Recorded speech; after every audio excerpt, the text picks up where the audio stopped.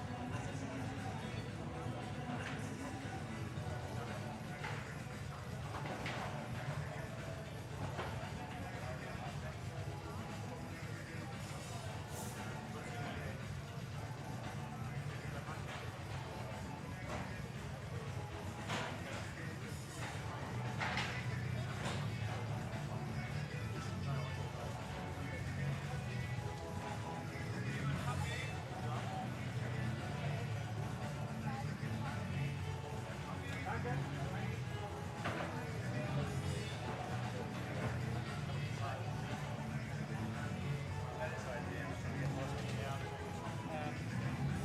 talk about speed. Yeah, I said to my mate yesterday being like, how could you not doing this? And they're like, no, you are doing it. And the thing is, well, no one really. No, that's fine. I'm just going to look at these names. It's just. Actually, most of them are fine because they're all European, so it's okay.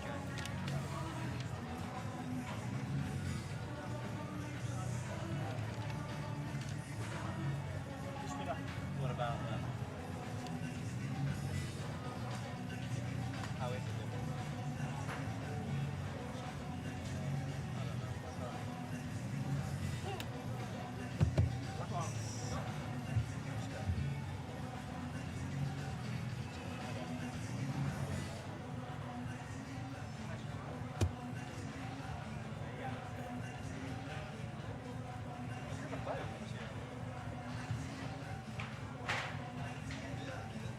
Baby, you're so sad today. I told you this would happen.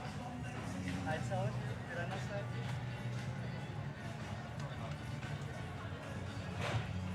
It's just the endorsement thing there. You'll feel better tomorrow and the next day.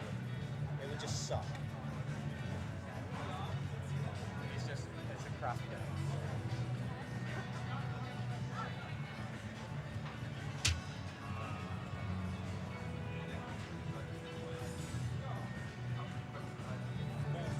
No,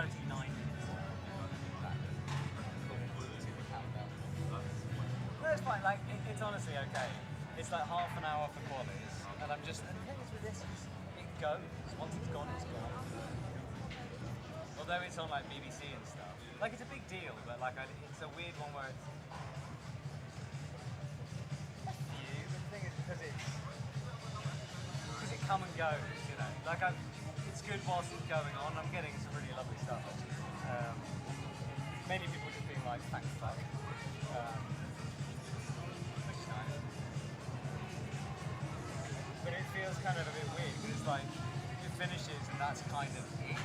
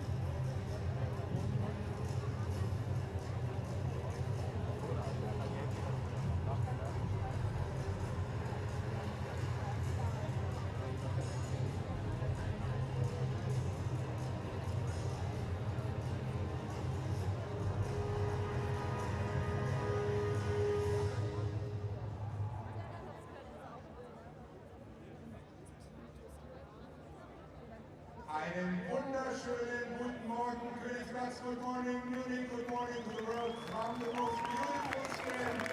Munich, einen wunderschönen guten Morgen hier am Königsplatz. Und zweiten einfach, bevor ich einsteige, vorneweg, an alle, die da draußen stehen, die uns jetzt hoffentlich hören.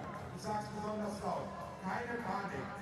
Erst in etwa 30 Minuten geht die erste hier oder die ersten zwei, das erste Paar in der Qualifikation hier im Speed heute an diese Wand. Also ihr steht da draußen noch in der Schlange, das ist schade. Das heißt ein bisschen Geduld, aber 30 Minuten, ihr verpasst erstmal gar nichts. Ihr habt mich, wenn ihr schon ein paar Mal hier wart, schon so oft reden hören. Ich erzähle ja sowieso immer wieder das Gleiche. Mehr oder weniger. Heute eher weniger. Denn heute neue Sportart. Diese Wand hinter uns. Wollen wir die mal zeigen hier? Guck mal hier, diese unfassbare Wand. Die gehen wir hier mal hoch. Schaut mal her hier. Diese Wand, da geht es rauf. Ich weiß nicht, hat schon mal jemand Speed gemacht von euch? Wo sind die Speedkletterer? Mal Hand hoch, damit ich sehe. Speedkletterer, wer hat schon mal so Speed? Speed, wo sind noch mehr? Da hinten, kleine Speeder, wo gibt es noch mehr Speed Gonzales hier? Spider-Man und Spider-Woman. Also, das ist heute unser Zeitplan. Den seht ihr jetzt gerade auf der Videowand. Da seht ihr genau, wann es losgeht, was wann passiert. Erste Qualifikation der Frauen. Wir reden gleich mit unserer Expertin darüber, wie das Ganze abläuft. Ja, und dann, wenn die Frauen durch sind, die Qualifikation der Männer. Und dann gehen wir später um 15:30 Uhr ins Finale. Und ich denke, das wird ein großes Spektakel, nicht viel kleiner als das, was wir gestern erlebt haben. Gestern hier, Boulder der Frauen und natürlich auch die bei den Männern. Wer dabei war, weiß, was er gesehen hat, wer nicht, erfährt, was er verpasst hat.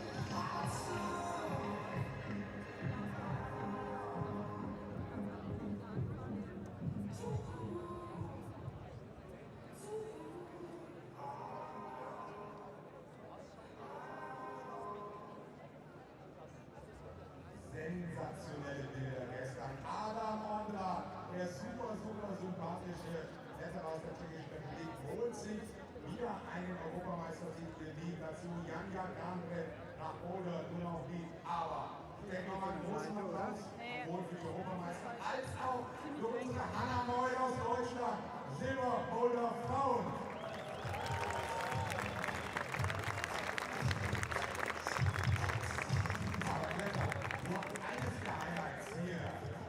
European Championships 2022. Es ist so wie bei Olympischen Spielen, jede Sekunde ein anderes Highlight, das Ganze an historischen Sportstätten. Es wird gerudert an der Regattastrecke in Oberschleißheim. Rund um München sind die Straßen im Moment den Autofahrern vorenthalten. Es wird geradelt, es wird gekämpft, es wird auch gelaufen im Marathon heute. Also gestern ist er mit der Bahn gekommen. Ja, und in der Olympiahalle wird geturnt. Es gibt großartige Erfolge in der Messe. Es gibt eine Radrennbahn. Wir haben aber so ein bisschen die Highlights des gestrigen Tages auch mit den Medaillen zusammengeschnitten. Es ist ja nicht alles nur hier am Königsplatz passiert. Wir sind ja nur ein Neuntel dieser großartigen Veranstaltung.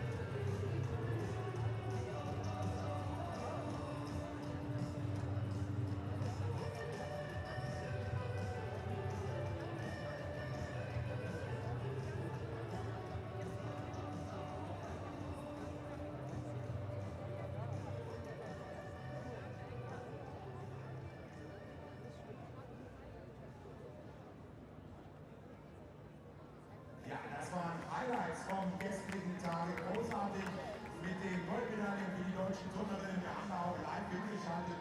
Das ist auch das, was wir heute vorhaben. Immer wieder mal zu anderen Sportstätten. Das werden wir auch gleich in wenigen Augenblicken tun. Vorher allerdings ist es noch, wir haben ja gesehen, es sind nicht so viele, die hier schon Speed geklettert sind, mal in anderen, die es nicht so gut kennen, ein bisschen diesen Sport zu erklären. Und wer könnte das besser machen als unsere Expertin? 2014 Olympiastadion München Zeltdach. Das ganze Stadion da oben tobt, 7.500 Zuschauer heben ab, denn als allerletzte hängt eine junge Deutsche unter dem Hallendach. Und am Ende nimmt sie dann auch noch den Weltmeistertitel mit. Hier ist unsere Expertin, hier ist die Boulder-Weltmeisterin von 2014, hier ist Juliane Wurm.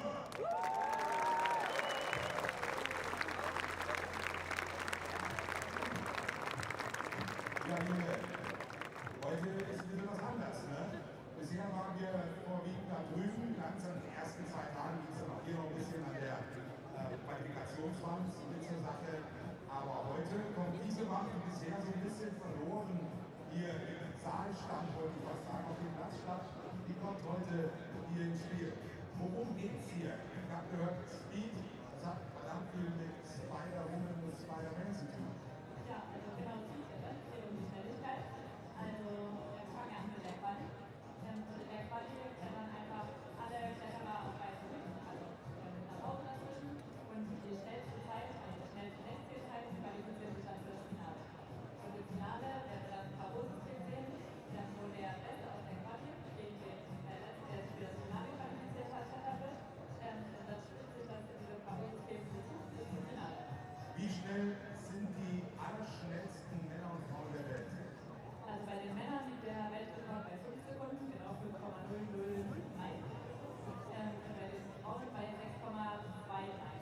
Wir haben eine Animation vorbereitet, kommt jetzt auf unsere Video ran, schauen wir mal kurz drauf. Sehen wir da drüben, wir müssen noch rüberschauen, Speed, da wird es gezeigt.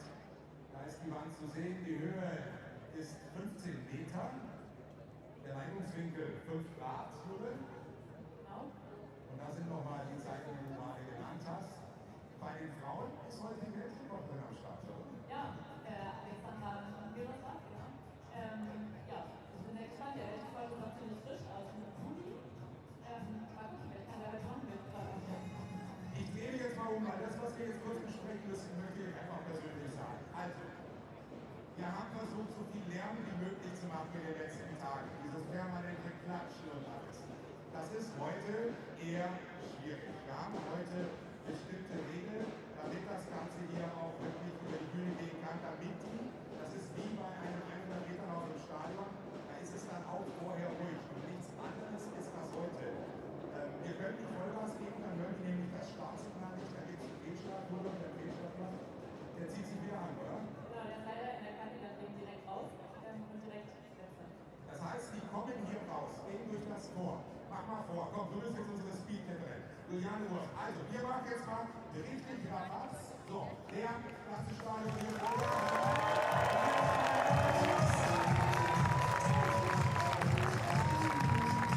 So, dann hier ihre Startplatte, was die Griffe einmal anschaut.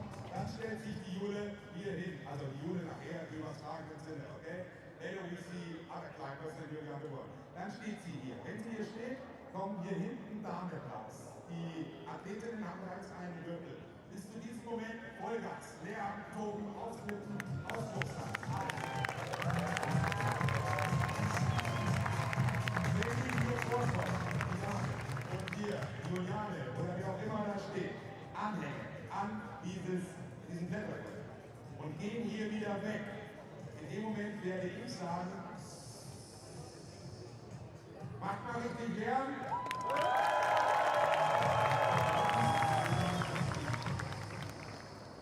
Dann gehen die nach hinten. Dann kommt diese Formale, dann kommt diese Stimme. Selige. Ruhe. Ready?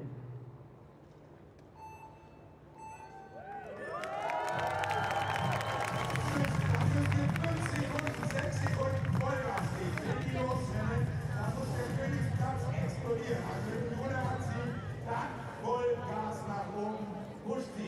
6 Sekunden, da kann man gar nicht lange einklatschen, Jule, sondern da muss einfach jeder einmal alles geben, oder? Genau wie die Athleten. Also, das sind die Regeln heute. Ich denke, die Jury ist okay. Are you happy? Jeder weiß es. Ich denke, ist nicht unhöflich gemeint, okay? Es geht nur darum, dass hier wirklich alle die gleichen Lösungen haben. Bis dahin dürfen wir toben. Wenn die Mädels hier nach hinten gehen, die nicht angeleint haben, dann heißt es Ruhe reinbringen in den Königsplatz. So, Jule. Und wer sind denn deine Favoriten? Wie sieht es denn aus deutscher Sicht aus? Haben wir da was?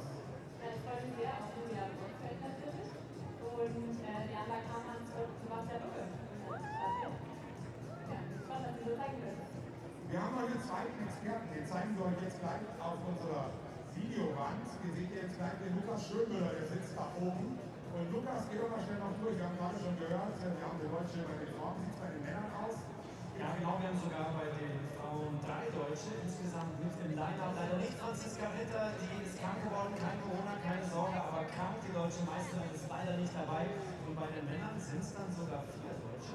Das was der Luca vorher schon angesprochen hat, freuen wir uns auch sehr. Gibt durchaus ja vielleicht auch Chancen auf eine Medaille, gerade in so einem Wettbewerb in so kurzer Zeit, mit Fehlstart und allem, was dazugehört. Da kann viel passieren. Also, Lukas wird das Ganze mit der Jule von da oben kommentieren. Auch die werden wir helfen. Jule, mach mal. Ganz wichtig, nur dann funktioniert das, dass Sie das hier hören. Sogar ich muss dann mal meinen Mund halten für ein paar Sekunden. Fällt mir nicht immer leicht, zugegeben, aber dafür bin ich auch nicht hier, dass ich meinen Mund halte. Nochmal der Hinweis an alle da draußen, keine Sorge, wir fangen nicht vor 14 Uhr an. Also, Ruhe bewahren, Schluck nehmen, eincremen, Mütze aufsetzen. Ja, du gehst jetzt langsam nach oben und wir schauen ab. Einen Moment, wir haben noch 2 vergessen. Ja, unsere 2 Vollgas, DJs, Leo und Leo. Gib mal Gas, Jungs.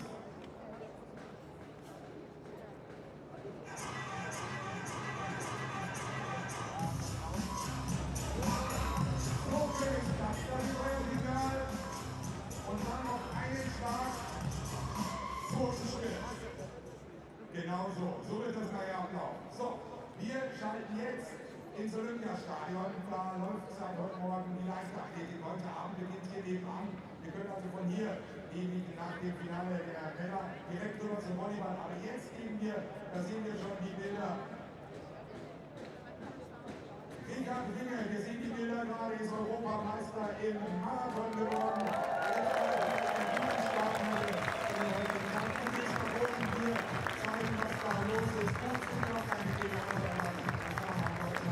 Also, der Europameister kommt aus Deutschland, Riesennummer hier ein paar Meter von hier entfernt. Diese ganze Stadt ist völlig sportcrazy. Wir lassen die Bilder so ein bisschen stehen und dann freuen wir uns gleich bei dem Video zurück.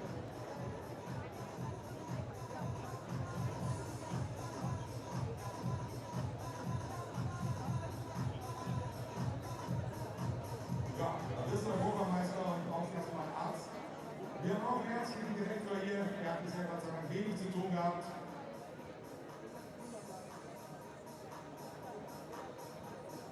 Wunderschöne Bilder von München zu sehen, gerade das Siegestor im Hintergrund. Also ganz ehrlich, meine Meinung, diese Veranstaltung empfiehlt München für mehr. Wir brauchen keine großen Stadien, wir haben alles, wir haben das Olympiastadion, wir haben die Messe, wir legen eine Multifunktionshalle im Olympiapark. Wir haben den Königsplatz, die geilste Sportlocation der Welt, also Entschuldigung. Das braucht man hunderte, 10, 20, 18 Milliarden ausgeben, wenn es auch so geht.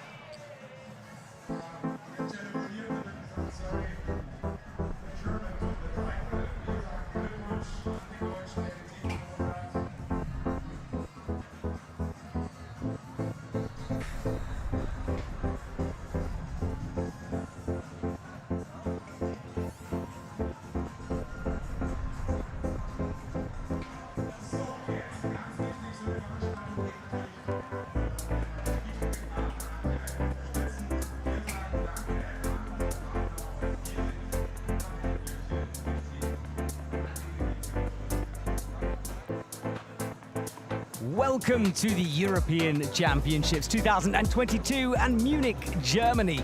It's the time of the fastest climbing athletes in Europe to compete. On the wall on the left of your screens, that is the speed climbing wall. And I tell you, we've got a heck of a competition lined up for you this afternoon. It's been a packed weekend. All over the climbing scene, lead and boulder competitions took place over the weekend with the semi-finals and finals. The medals have been given to those athletes, and now it's time for the Speed Demons to try to get to the top of their podium. Our stadium surrounded by these stunning buildings in the background, as you can see. Old school meets modern climbing. And after the Olympics in Tokyo, the entire profile of the sport has been raised, and you can see the crowds packing into our auditorium here, and thousands watching back at home. My name is Matt Groom. I'll be your commentator here this evening, calling all of the action as quickly as I possibly can, because if you blink, you miss it here in Munich for this style of climbing. It's qualification time for the women, first of all, and then we move on to the men before the finals taking place later on this afternoon. We're looking for just 16 athletes, men and women, to make it through to the next round. It's going to be a savage cut. And along the way, we'll be explaining to you all the rules and intricacies of speed climbing, because it is a very different aspect of the sport from boulder and lead, which you will have been watching over the weekend. Now, we're a couple of minutes away from our competition starting. And the audience certainly have been getting ready. The MCs have been hyping everyone up. And there's a real party, festival atmosphere here in the stadium. You can see people in the background setting up picnics, chilling out. And as the afternoon has progressed, they've started to journey towards the front of the stadium and the speed wall. The excitement is palatable here in the stadium. A really good atmosphere, as it has been all weekend, especially when German athletes are performing. We've got a few of them in the women's field. So if you're watching at home, make sure you're screaming at your screens for your favorite competitor and climber. I can guarantee they'll hear you. The legs will be pumping faster than ever. Well, it's the women's rounds up first, followed by the men's. The athletes have been warming up during the day. They had their practice period on the lead wall itself. And of course, there are some potential world records up for grabs here this afternoon, as the athletes race to the top of that 15-meter wall. And the temperature's not too bad, 25 degrees, a little cooler than yesterday. And as you can see from the shots, it's clouded over, protecting us a little bit from the merciless sun that has been beating down, making it even harder for the climbers. Hot, humid conditions are not what you want to stick onto the wall. Things are a little easier for the speed climbers here this afternoon. A slight breeze blowing through the stadium, just rustling the treetops, giving them some pretty optimal conditions in order to go as fast as possible. You can see in the crowd there, young and old alike are all watching. Well, that's our start list for the women's speed qualification. Athletes coming from all over Europe to compete here. They've been flying in over the weekend. And the lead and boulderers, well, they get a bit of a rest here today, although a few of them are in the stadium watching the speed.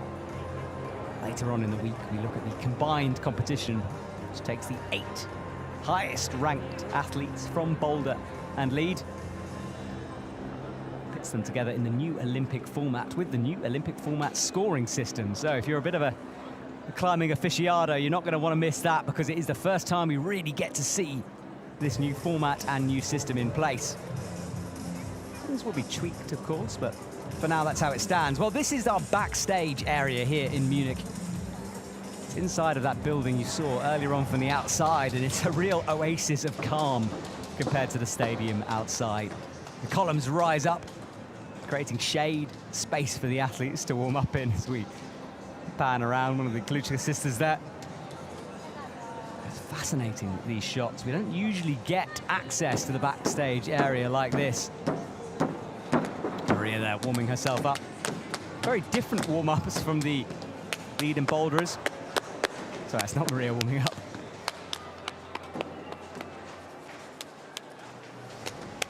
It's all about power.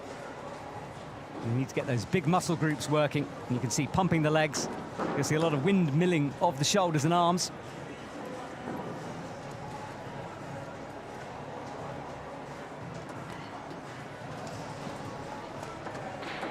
Trying to get everything in optimal condition for the speed, because there's few opportunities in this. With the boulder rounds, well, they get 4 boulders, many minutes to do it. You can see the nerves on some of the athletes' faces here. Some subdued, calm. You can see they're locked into the zone. The second you walk out onto the stage and clip into the auto belay that's waiting, well, your competition can be over in a matter of seconds. Qualification so important to these athletes. There is Maria. Fairly appropriate tattoo there. Smile on her face. She'll be relishing performing on this stage. Oh, that's novel, using the columns themselves for a bit of a finger warm-up. Because in many ways, speed is similar to boulder and lead. Still climbing after all. It is a different style, requiring different training, different warm-up techniques. Still, the fundamentals are there. Fingers need to be ready. Although the grade of the route they climb is much easier than the lead route, it still requires grip strength, finger strength. And injuries can occur in a heartbeat, so the women need to be ready for this competition. You can imagine the atmosphere back there in that holding area. Making sure you're hydrated, ready to go. Not too hydrated, of course. Do check out the climbing shoes that the athletes are wearing. They're slightly different from other climbing shoes. Tend to be flatter in profile, not so downturned because, well, that is our speed wall on the left. And you can see more vertical, only 5 degrees overhanging compared to the 35 degrees on the lead wall. So a different style of shoe. Let's take a closer look at it, shall we? There it is, our speed wall. As I said, 15 meters high, 5 degrees overhanging, and the route itself hasn't changed in years. That is our world record. The men, 5 seconds dead, set by Kermel Katabin, quite recently in Chamonix, France. And for the women, 6.53 for Alexandra Miroslav. Gives you an indication of how quickly these athletes can climb this. And just for a second, try running 15 meters on the flat. See what your time is, then imagine doing that vertically. It's a big ask, and it just shows the level of the competitors here, chipping away at those world records. The yellow tape that's running down on your left of your screen, that is an auto belay, and I'll go through that more in a bit. It's designed to keep the athletes safe when they climb the wall, and what a shot that is as we look down upon it. And you can see it's a vertical running race that we get treated to here. There's a timing pad at the bottom, and this is a good opportunity to check that out. You can see the black squares down on the edge of the wall. That's where the athletes start, with 1 foot on that. They then race up the wall towards the final pad, which was the pad with the red star logo on it, and they need to slap that, and it's a big jump, a dyno from the final hold to that finishing pad. And that's how the clock is stopped. And there's a difference between qualifications and finals. One is against the clock and one is against the competitor. So qualifications, though, it is all a timed event. As Maria Laborda comes out, and Erika Piscopo from Italy, the first 2 women to compete on this stage. They wait back behind the curtain for the okay, and now enter the auditorium for the first time, and I'm sure the crowd will take their breath away. 2 young athletes. There's a bit of a ritual with speed climbing. You'll see the athletes doing the same thing every time. They're allowed to touch the first couple of holds and adjust that timing pad as they do, so it's in the correct position for them. You can see both of them just setting themselves up, making sure everything is perfect. They then face the audience, and our volunteers will clip them into the auto belay. That is what you're looking at now. That attaches to a belay loop on the front of their climbing harness. And as they go up, the auto belay will take in the slack, and then to their fall, it will lower them gradually back down to the earth. So here we go, first qualification round, and they're both off clean, no full starts. But Maria has a big slip down low from Erica Piscopo. Nice and steady from her. Jumps, stops the clock at 8.94. And Maria continues her run. Stopping the clock around about 14 seconds. So the athletes get 2 runs. And it's the best time out of those runs that counts. And the top 16 will move forward into the finals. So Maria will have another chance to race again. So much of speed climbing is a mental game. It's something they talk about a lot. Of course, you've got to have the physicality, but it's a sport where you have to let things go. Start again. Patrycja Hudziak from Poland versus Capucine Biguloni from Italy. Capucine there on the left, Patrycja on the right. Now, although the athletes are competing at the same time, it is not a race. As I said before, it's a race against the clock in this qualification stage. It does become a race later on in the finals. I'll go through that when we get there. And right now, the stadium drops into silence, At your marks. respecting the start of the race. And it is silent here in the stadium. I feel like I have to whisper, even though I'm a long way from that climbing wall. Off to a good start from both athletes. Patrycja Hudziak, though, had a little hesitation down low. Both of them not entirely clean. 7.9, though. And Capucine Biguloni, a good time for her. Patrycja Hudziak, 8.26. Now, consider that world record, 6.53 for the women. And the athletes will be trying to get as close as possible to that. Generally, you need time around about 7 seconds in order to progress during IFSC World Cup events. But it all depends on the day, the conditions, and how fast the athletes are going on that day. Anna Broziak versus Alexandra Kluczka. 2 very experienced competitors. Both have the potential to make it into the finals here. It just depends how they're running. It's a slightly overcast day here in Munich. Kluczka on the right, Broziak on the left. At your marks. Notice the different way they hold or tuck the auto belay. Some have it in front of them, some round the back of their shoulders. Ready? And you can see there, good example. Broziak on the left behind.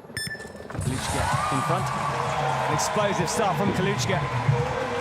She's on for a good time here as she approaches the top of the wall, stopping the clock at 7.100. And that is a better time and more of an indicator of where they need to be in order to qualify. Broziak looked pretty disappointed in that one. Just over 8 seconds, so not her best.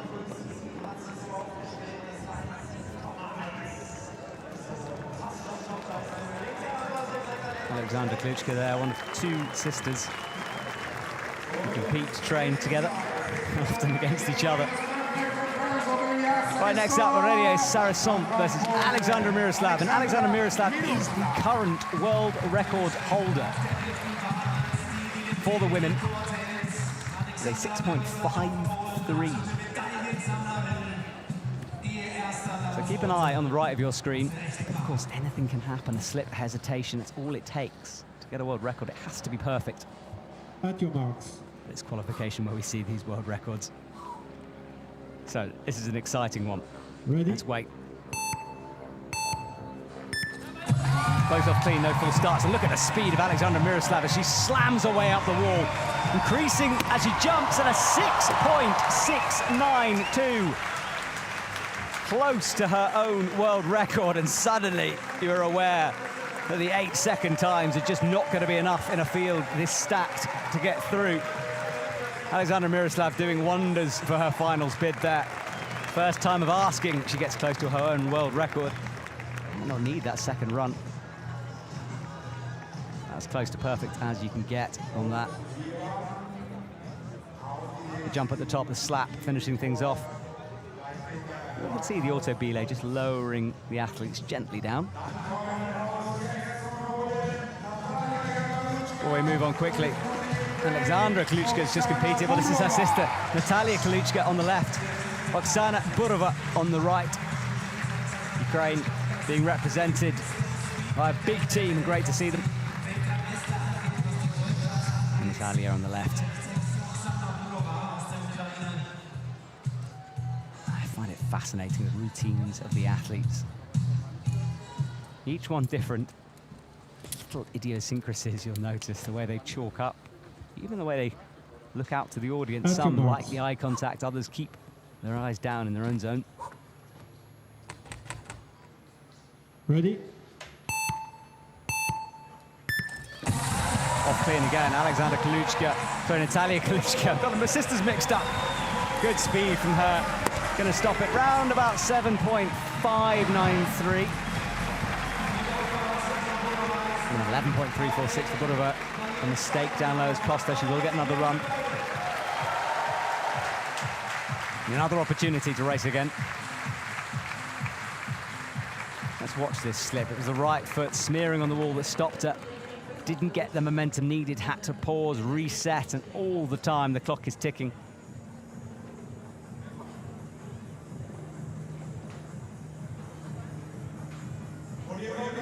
Natalia immediately shaking out. Another Ukrainian athlete, Julia Randi on the right from Italy. Lina Sisheva from Ukraine on the left.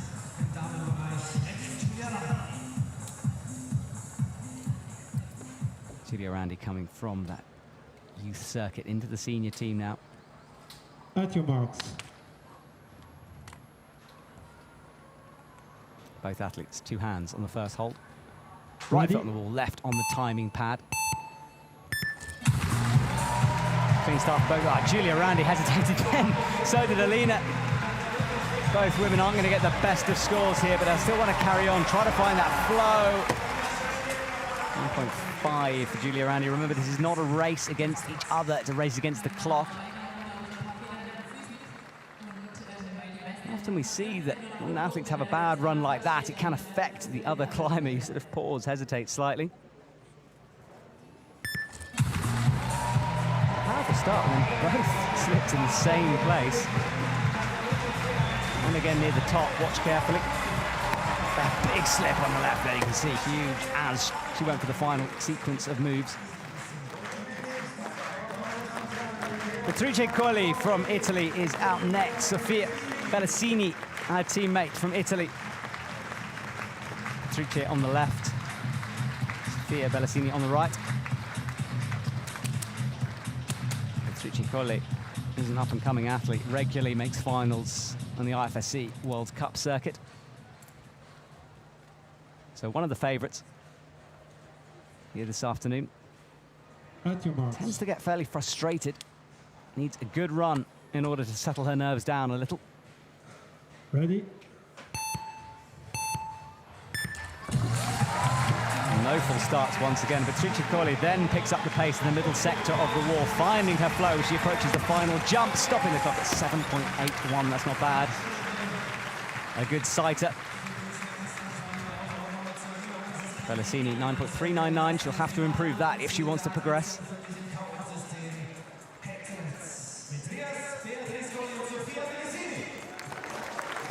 And look at the techniques that the athletes are using, and we'll discuss more the intricacies of the route later on. But in the same way as you approach a boulder or a lead climb, there are different methods for doing it. And you'll see Beatrice immediately take her shoes off. That is because she has Haglund's disease on her heel, which makes it really painful to keep the tight climbing shoes on. And the first thing she does is strip them off. Well, Anna Appel versus Julia Koch. Well, not versus, with Julia Koch, I should say. And as expected, the German crowd responds to their athletes, and they've got two at the same time to get hyped up for. How much home crowd advantage will they receive from this, especially with a sport like speed?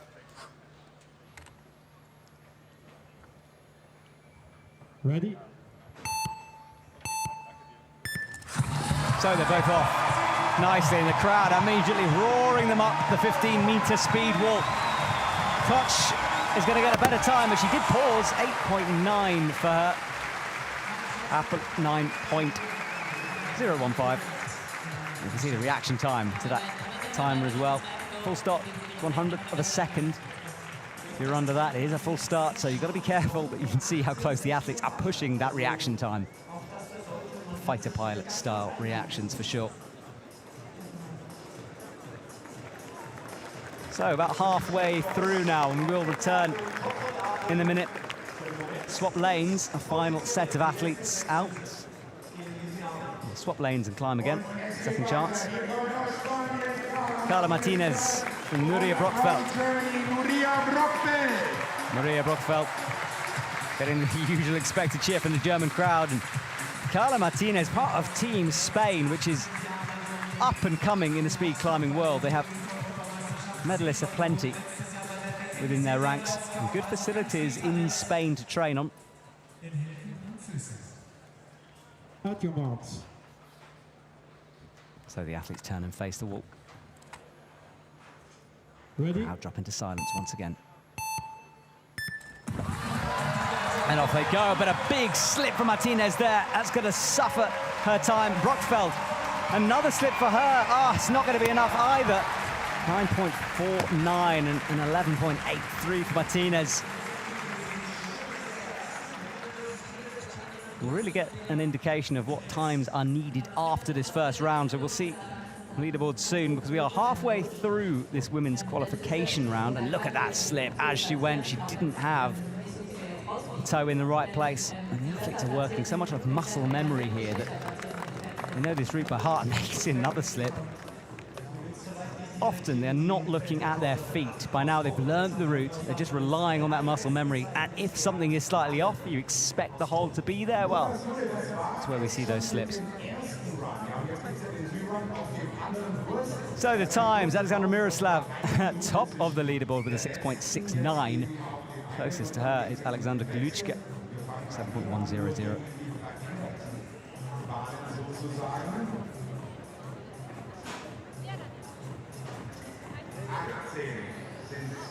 We go down the leaderboard, looking for 16. So, some solid times, and a lot of the athletes will be using this first round of timing just to get a time in. Worst thing is if you have double slips or 2 full starts,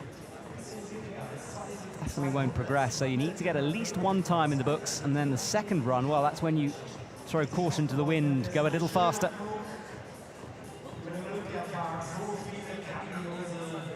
Once you've got 1 in the books. Oh, when's the moment to unleash it? So we return again. Now Maria is someone who needs to get a better time. She's on the left. And Erica Piscopo on the right this time. They swap sides. And there's quite a lot of debate, especially during the finals, about which lane is better. Some athletes preferring to see their competitors, others don't want that distraction, because if you're on the left, you just look outwards, whereas if you're on the right, well, you can see the other athlete more easily. But for fairness, we swap lanes. So Maria has it all to do here. The brutality of speed means her comp could be done already if she doesn't set a good time here. Well, she's underway clean, keep an eye on it. Oh, but she slips again and again. As does Erica Piscopo, so full of errors for both women. And that will be disappointing. An 11 and a 12 seconds is unlikely to be enough to go through. Both as they come down, I think shared a look there. They both know.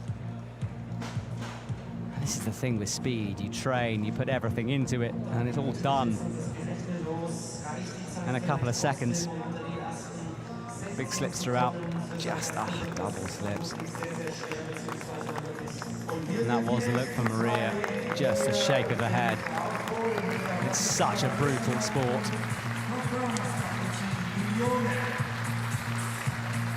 Well, Patricia Hujiak is back. Kapucine Biglioni as well.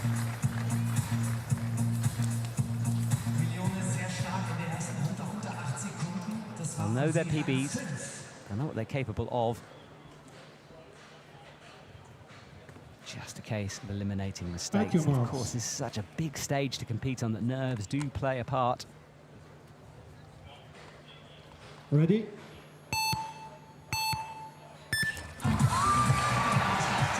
Both are off clean. A little hesitation for Gioni. She's recovering, and then the slip comes. Capucine still carries on. Hujak stops the clock at 7.6. Capucine 10.5. 7.6 is good. She's around where she needs to be. I think she thinks she's done enough. Looked content with that.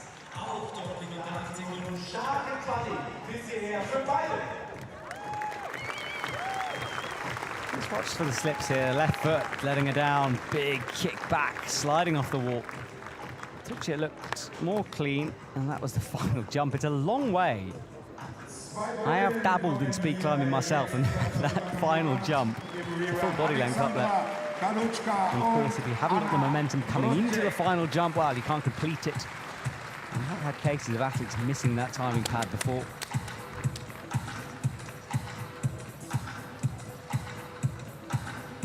Kicking the legs, trying to keep everything mobile, warm, moving. Alexandra Kaluchka on the left.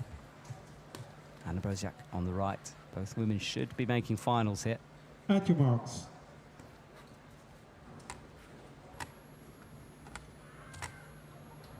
Ready? They wait for the buzzer and get off clean.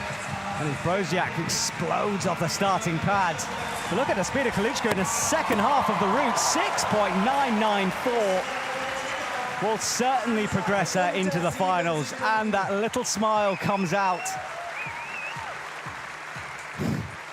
Blow out of the breath as well, she's done enough. Anna Broziak as well, that should be 7.62. I mean, it looks slow in comparison, but it was a fast time. Let's watch that camera angle. That's all there is to it. And she has done enough to move forward. As with every climber, the look down at the skin is mandatory pretty much, regardless of what discipline you do in climbing. The skin plays such an important factor in friction. And on pain levels as well. It's hard to climb at your limit when you've got thin, painful skin. Many techniques the athletes will use to make sure their skin is ready as possible. It was something the lead in boulderers was suffering from yesterday, having had 4 days of continuous climbing. So Alexandra Miroslav, she is currently the fastest here this afternoon. Aurélia Sarrasin on the right. Ready? Off to a good start.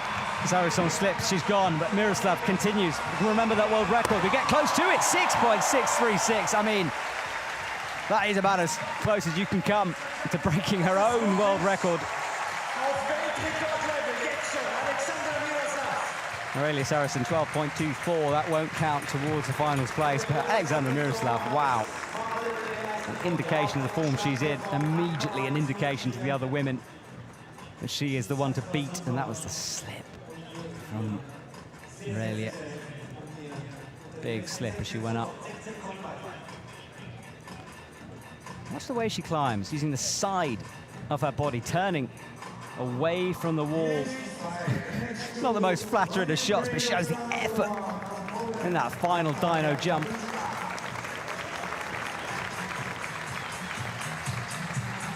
Oksana Burova versus Natalia Kaluchka.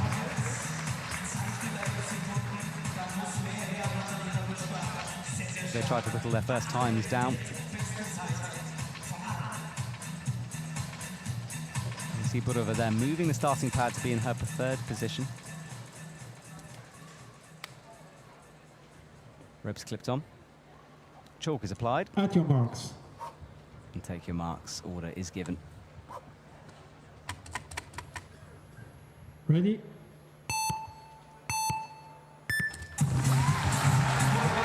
Kaluchka firing off the starting pad. And it's the second half of the route that both the Kaluchka sisters excel in. 7.32, that's enough. Burova at the top hesitated. 9.787 for her. Could have gone faster. Now, time is important here because the way it's arranged during the final, the fastest is versus the slowest. So, obviously, you want to be seated in the correct position to give yourself the easiest journey through the finals. And we'll go through that later on, but that's why the athletes will go as fast as they come in the second round as well. They want to qualify high up the order to get a good seeding position. That was the slip on the final hole that would have saved a second and a half, I reckon. That's the disappointment on her face. And Julia Randi is back from her slip in the first. Lena on the right. Lena as well had a big slip, so both these women something to prove in the second race, and the pressure heaps up. One final chance to try to get in here. At your marks.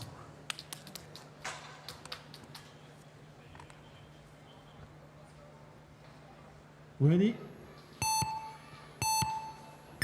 Good start from both women. No full starts here this afternoon, but it's not the fastest. Shisariva stops the clock at 8.67 and 8.84 from Julia Randi. She came back in the final half. We'll have to wait and see once the dust settles. And she's looking disappointed after that first round. It's so difficult to put a second run together when you know a slip will pave your competition. Pace for the women. You can see the overhang in the wall. It's not dead vertical. Often looks it from a front-on perspective. It's that side angle where you can see the ever so slight overhang. Sofia Bellassini will race on the left, and Beatrice Colli on the right.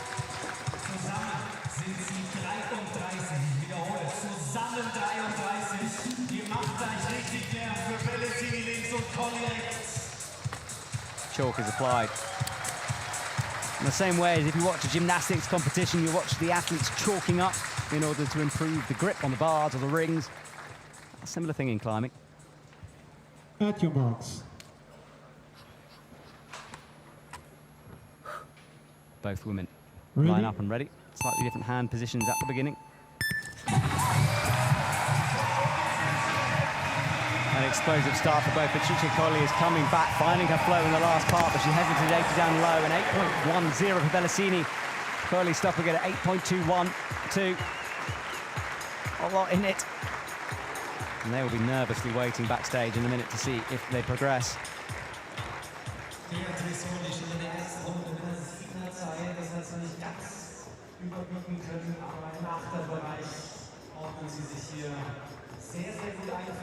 The jump for the timing pad.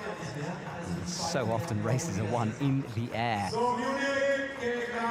And there you go, straight off with the shoe. That's her trademark. 2 to go, and 2 German athletes, Julia Koch, Anna Appel. Swap lanes.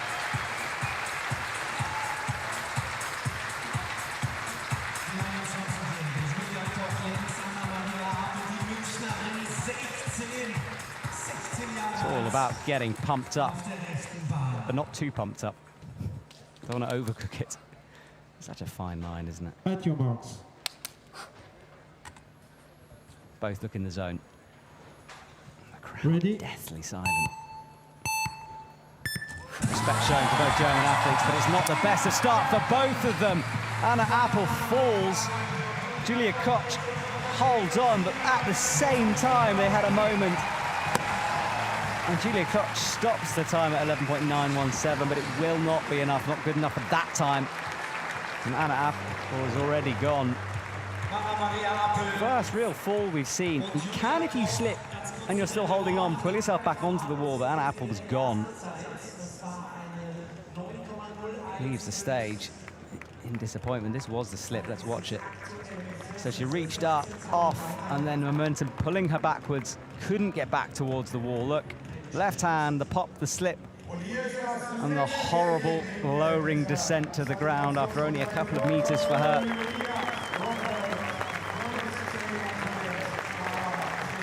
Well, I told you it was a blink and you miss it style competition, this, and as if by magic, we're on to our final 2 competitors. Carla Martinez on the right from Spain, Nuria Brockfeld, another German athlete, on the left.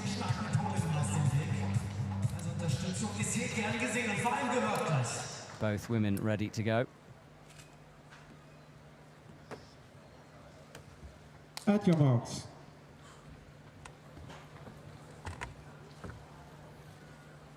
Ready?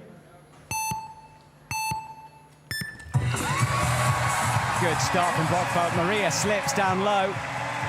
Sorry, Michaela Martinez slips down low. Brockfeld, though, continuing upwards, jumps 8.56. That could be enough.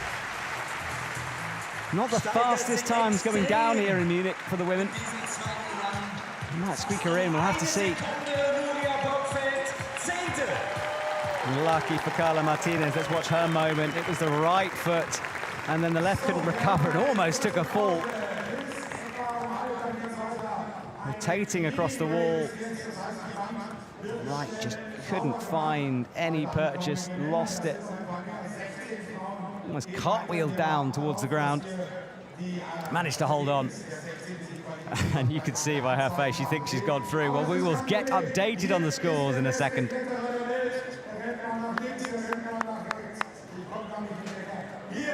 Mascot is spraying water on the bottom right. It's not so hot today. Well, that is confirmation. Because the best time is taken, the worst eliminated. So a couple of times in the 7th, Alexandra Miroslav way ahead. But a 6.692, close to her own world record. A couple of 7s, and into the 8s after that. And the top 16 line, well, that Carla Martinez, 11.837 was not enough. You had to get at least 9. That was the score for the women here this afternoon in Munich. It changes every competition, of course, depending on conditions. Well, let's watch some replay, shall we, of all the action that we've just witnessed from the women's qualifiers.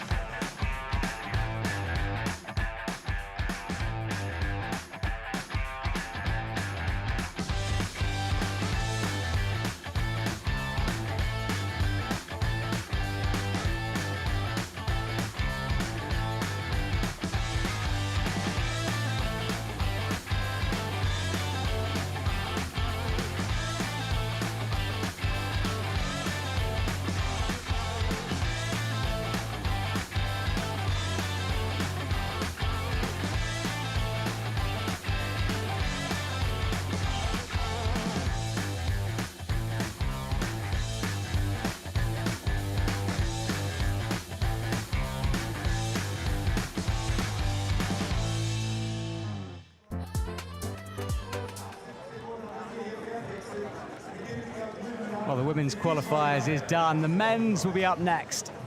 And in the same way as there is a cleaning period for the men, well, you can see the route setters on the wall on the left, making sure the holds are cleaned, brushed, all the excess chalk taken off. Still a bit of chalk left on. You want to have that full grip. And the men are up next. We move straight forward, and some fast people in the qualifications. The world record holder, Kemal Katabin, is not here. He's an Indonesian athlete and obviously not competing in the European Championship, so less of an opportunity for a world record to go down, but do not underestimate the power of this crowd to spur the athletes to ever faster times, because it's packed in the stadium. Daniel Boldyrev down the bottom. Giant of a man. Wait till you see him compete. This is the crowd, and I tell you what, there are more people here for speed than there were for the lead and boulder. Every available space is filled with people. Not once has that mascot shot a t-shirt in my direction. That one went outside the stadium. Well, as you can see, the world record, Kemal Katabin, 5 seconds dead. He'll be watching at home. And we do actually head to Jakarta soon, his hometown, for the IFSC World Cup. Can't wait to see their training facility. What exactly the Indonesian team are doing to make their athletes so fast. And once again, we get to see the behind the scenes of the athletes' preparation. Eric Neuer there on screen quickly. He has huge potential for a medal here. Very different from the behind the stage for the bouldering and lead. Matthew Fall there from Great Britain. Team GB's best chance, well, and only chance, for a speed medal. There is Eric Neuer. And look at the physicality of the men. You'll notice a size difference between them and lead and boulderers. Lead climbers and boulderers, well, extra muscle means they have to carry extra muscle up. And although they are ripped individuals, they are not as shredded as the speed climbers because they need a different set of muscles, especially in the legs. These are big men. And their warm-ups, let me tell you, are terrifying in their intensity. Never seen anything like it when the men get going. Women too, just pure power in the warm-up areas. So the German crowd, of course, get behind Sebastian Luca on the left, Alessandro Bulas from Italy on the right.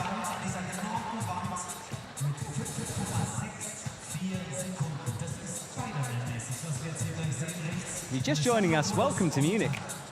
We're here for the European Championships. My name is Matt Groom, and we are watching the men's speed qualification. We just had the women. 16 athletes making it through to the finals, which will be starting at 3:30 this afternoon. So in about half an hour's time, we'll have finished with the men. A brief break. Ready? We progress to the finals.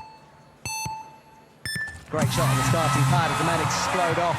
You're going to have to get in the fives, probably at least low sixes, and 6.045 for Sebastian Luca. Alessandro Bulas fell low down. His score is still ticking on, as you can see. So he'll get to climb again. Remember, it's the best score out of 2 they pick. So you have one opportunity to mess up. It does put pressure on your second run if you do it on the first one. And this was Alessandro's fault. Sometimes he's just not there.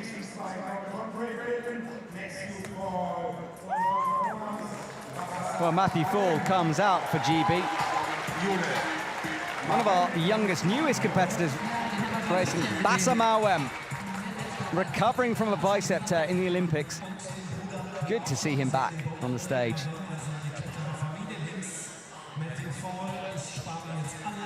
From Team France, Matthew Fall. He was my co-commentator in Chamonix. Team GB hasn't necessarily got the history of speed climbers. They're starting to come through, and he is one of this new generation making a play. And of course, the Olympics gets their own medal. Ready?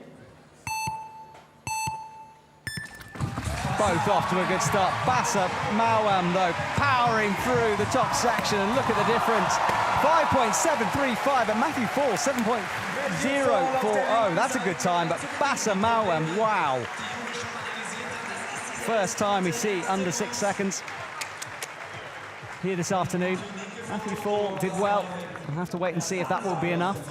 Pause cost him half a sec there.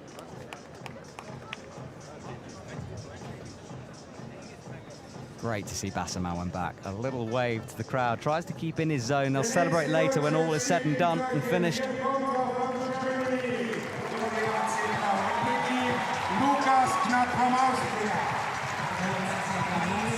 So from Austria, Dorian Zedler and Lukas Knapp. Sorry, Dorian Zedler from Germany, Lukas Knapp from Austria. Nerves and tan lines there on the left from Dorian.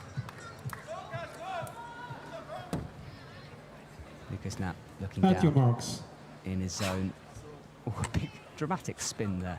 Again, part of his routine. Ready? Here we go. Both off clean. Lukas Knapp, though, what speed from that man as he powers upwards. Watch the clock. 6.133.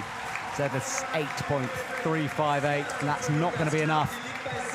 Lukas Knapp, though, sets a good time early on. Nods his head. I think he knows that will be enough here this afternoon. He's got one in the books, and that was the pause, just didn't have it. And then you've got to start all over again from zero, no speed, and somehow find more power. Just didn't have that left foot on, did he? Good recovery, but by then it's all over, really. Well, Eric Neuer on the right, Guillermo Moro on the left. Both athletes who should make finals here. But expect some fast times.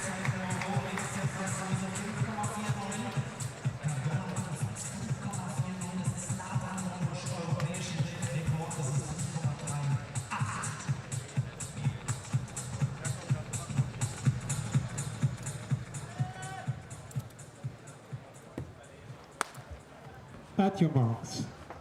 Here we go. Both athletes turn. Eric Neuer on the right. Ready? Guillermo Moro on the left. Here we go. Watch the clock. Both athletes neck and neck. Moro is ahead at the moment in terms of time, but look at that acceleration from Eric Neuer in the top. Moro 6.053. Eric Neuer 6.067. Both good times. Eric hesitated though. He could improve. Let's watch it there. That was a little, I mean, I say hesitated. I mean, there were two minor pauses. But you can see immediately slapped his hands. He knows it wasn't perfect, but they're good times. It might be enough. Eric Neuer's acceleration in the top of that route was something to watch, wasn't it? I couldn't call the time between them. I'm glad there's a mechanical stopwatch doing it for us. Well, Gianluca Zotta from Italy. Alejandro Rivas Iguez from Spain on the left.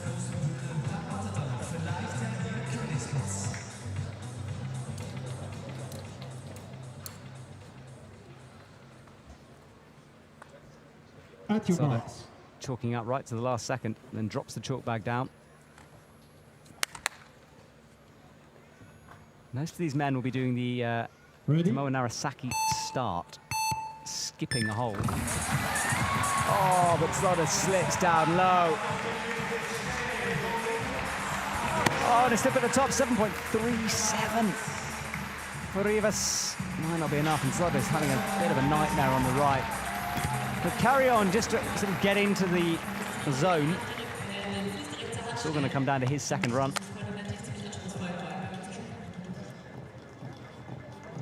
That was before. Big slips from him.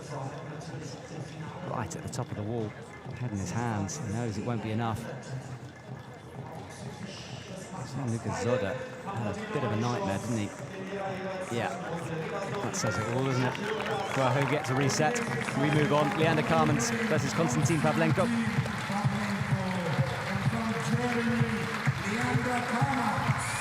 We're beginning to know the times now, and certainly low sevens are needed at the moment.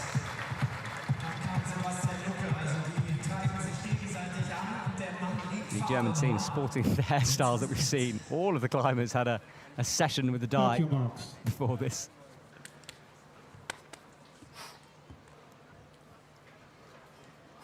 So they set. Ready. Ready.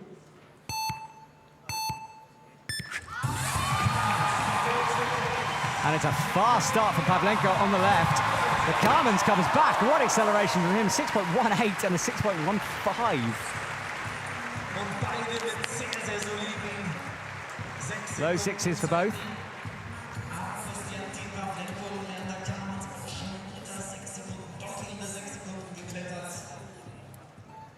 Good runs. Look pretty clean.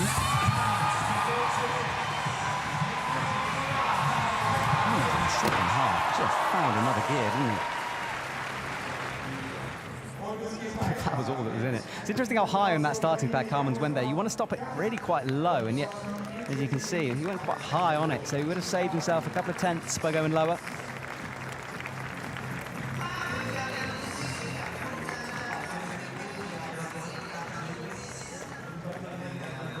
Flicking the heel off his shoes as he goes. Jaroslav Tach on the left, Alessandro Singari on the right. Alessandro tall. Look at the size. Yaroslav At your Tash. marks. It's the only aspect where size can play a difference. Just to the pure physicality of the athletes and the speed they can generate. Still no full starts, that's good to see. Power of attach is faster. 5.93, again we break into the fives. Singari, 6.199, that's good. I'll have to wait and see.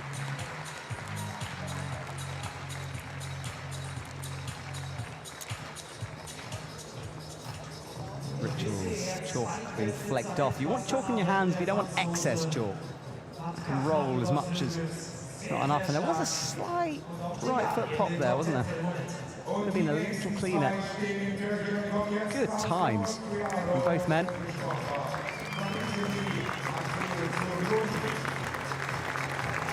Lawrence Bodensdorfer on the left from Austria. Matteo Zaloni from Italy on the right. Team Italy.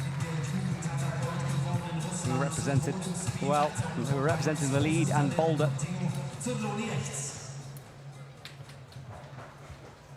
At your marks. You can go back and watch that if you haven't seen those competitions. Good finals that took place over the weekend. Ready? Good start from Bodensdorfer. Oh, a big slip from Zolini. He goes down. He had reset, but he won't get a good time. But Bodensdorfer 6.357. I said low sixes are enough, but is that low enough? Certainly Matteo Zaloni will have to race again. He took a long time to reset, knew his race was over and just wanted clean for the rest of it.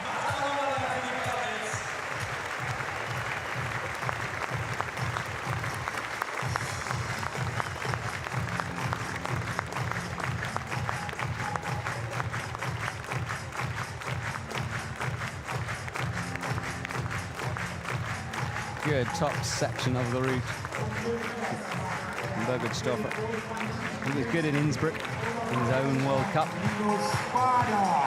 Linus Bader from Germany. Big puff out of there as he came, hyping himself up. And then Marcin Dienski on the left, a bit of a legend. There are a lot of legends in the speed climbing lineup when you look down. From Poland. He will be expecting a finals place. So should Linus Bader. At your marks.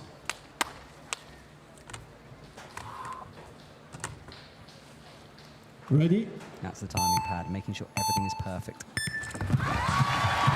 Dienski off with a powerful start. Half a body length, well, Bader slips. That won't count. 5.759, that's one of the better ones we've seen. Marcin Dienski set a good enough score. Job done. One in the books and a fast one.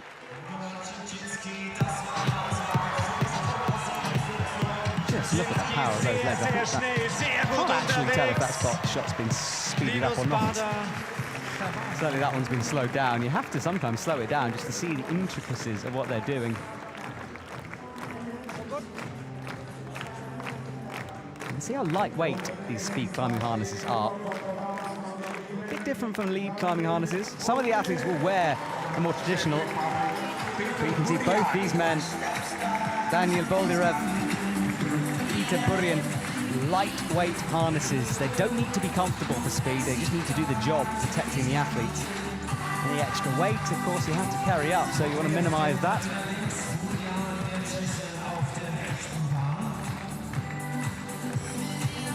These harnesses actually are attached by the carabiner itself rather than being one piece of material. Depends on the harness.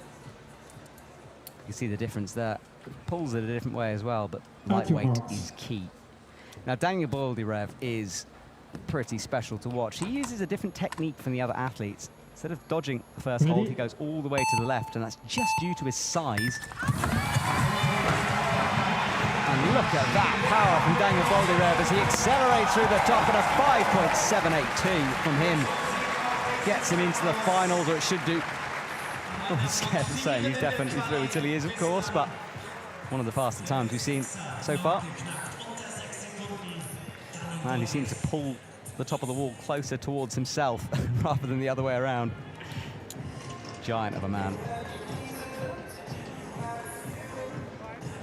Intimidating when he's climbing, but absolutely lovely to talk to. Oh, and he slipped at the top. I didn't see that, so not setting a time. Have to touch the timing pad. Let's watch again. So he had a slide with a left foot, look, and he's short on the timing pad. So no time set, and that's what can happen. I mean, we talked about how big that jump is, and that was a good example of it. Gotta be precise. Jan Kritz from Czech Republic. Alessandro Bulos on the left. At your marks. Take your marks is given. You wait for the triple beeps. Ready?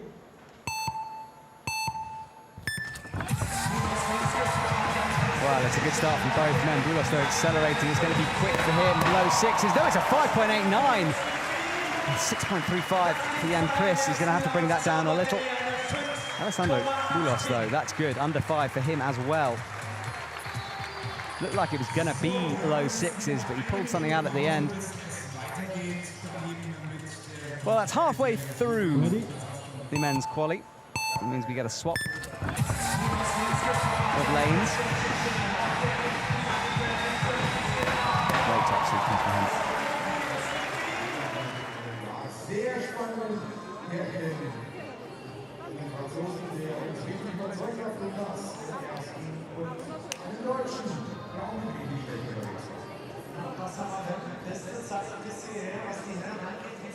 Well, we have our brief pause. We look at the scores.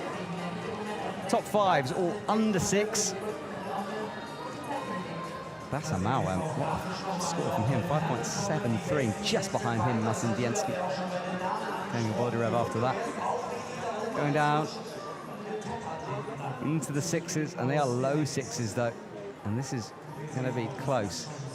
Linus Bader, so remember the top 16. So Linus Bader currently is in the danger zone if we were just to take that first round, but we have 2 best score counts, but an indication of the time. So at least low 7s currently, 6s preferable.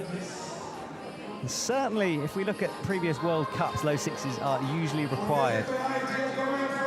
We are missing the Chinese and the Indonesian athletes who are so quick. They are the best in the world currently. The European athletes pulling something out with those 5s. So that is our current leader, Bassa Mauer, top seed at the moment. Sebastian Luca on the right. He had a slip before. He needs to set a better time here. So last chances, At your marks. especially for those who didn't set a good time. But remember, it's all about the seeding as well. So Bassa Mauer will not be slowing down on this run.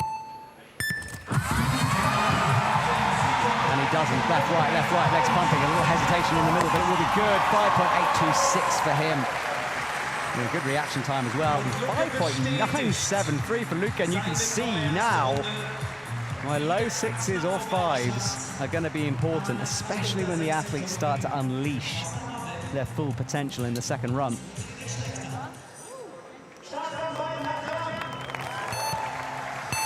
The intensity of speed is something special, isn't it? It's probably the simplest aspect of the sport of climbing to understand. There are 3 disciplines, remember. Boulder, lead, and speed. And speed, I mean, the concept is obvious, isn't it? It's just a race. First against the clock, then against the competitor. But don't be put off if you're watching this from watching the boulder and lead, because although more complicated in their structure, they're equally exciting. So Matthew Fall got low 7s before. He needs to improve. Lucas Knapp on the left, very fast.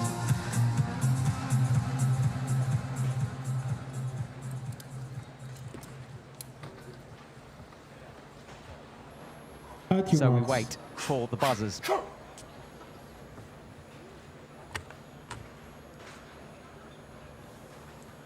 Ready?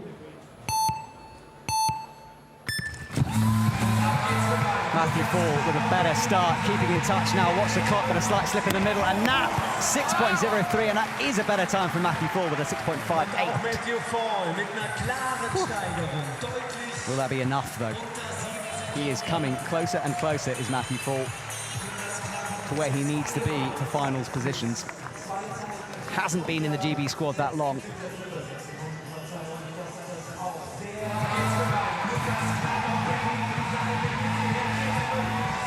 Good times from both men. We start to see the times dropping, as we knew they would in this second round.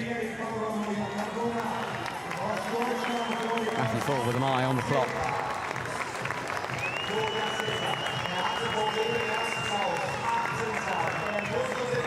Now, Eric Neuer can go faster. We know he can. Dorian Zedler needs to improve as well, but Eric Neuer was quite set. He won't be content, trust me. Nod of a head to the crowd. He knows what needs to be done here.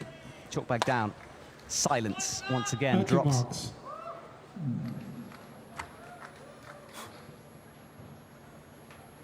Ready? Eric Neuer explosive off the start as expected. Zedler in touch though, slowing now in the middle section. Neuer, 5.647 and a 6.668 for Zedler. That will be enough for Eric Neuer. Zedler's going to have to wait. So, Eric Neuer, a nod. That's all he tends to give, but you wait if that man gets near a podium. It will be a different celebration when he does, if he does. Oh, I'm so excited for the final later on. I hope you are too.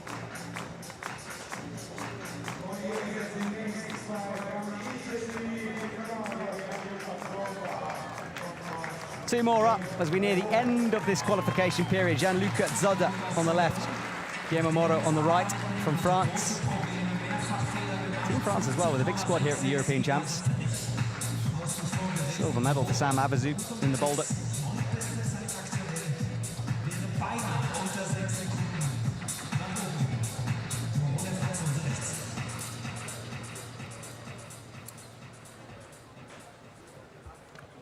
At your marks.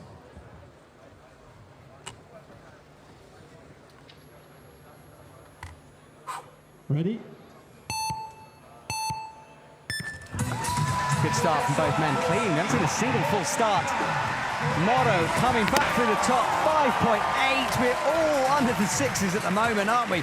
5.887 with Zoda. 5.801 for Moro. Suddenly those sevens, you realise they're not enough.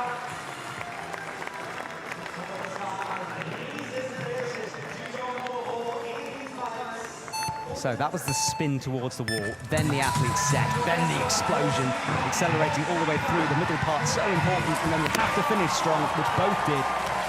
Almost neck and neck all the way. Hard to call who even got closest there. Remember, this is not against each other at this stage. We race later on. Right now, it's a stopwatch. Imagine a Formula One race weekend. You start off against the clock, and then it's a race, and the clock becomes less important, but it's an indication of how fast they need to go to beat each other.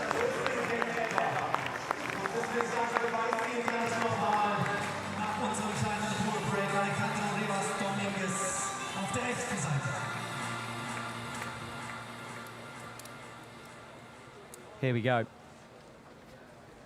Another race. At your marks. Hope your hands are sweaty. Mine are. Leander Carmens on the left, Alejandro Rivas Dominguez on the right. Ready? Clean from both men. The clock starts ticking, but Carmens hesitates, stops. He has to reset. It's not going to be the best time for him. Still a 6.66. What could have been for that man? And a 6.387 for the Spanish climber. Well, that might not be enough, but what could have been for Leander Carmens if he hadn't have fallen? Or slipped. Didn't really fall, did he? Let's watch again. It was off well. Oh, that was it. But look, such a big pause. And to start again and still get in the sixes. Well, that's special. Yeah, frustration from him. Clear.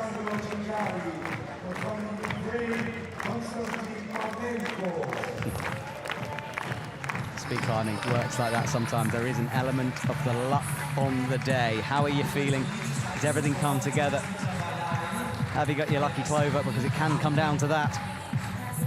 Alessandro Zingari from Italy. Konstantin Pavlenko from Ukraine.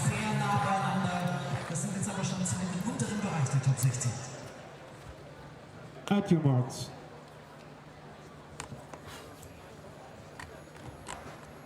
Here we go. Ready?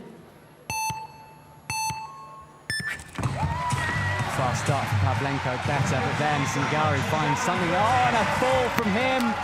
Wow, 6.105 for Pavlenko. Zingari just came to pieces on the bottom section. Pavlenko shaking his head, perhaps thinks he could have squeezed a bit more, and it's going to be tight for that top 16. It's Alessandro, though. Let's see. The left started the problem, and then he just got out of sequence, didn't he? Pavlenko was strong throughout, but he did shake his head, indicating perhaps he had a little left, a bit more to give.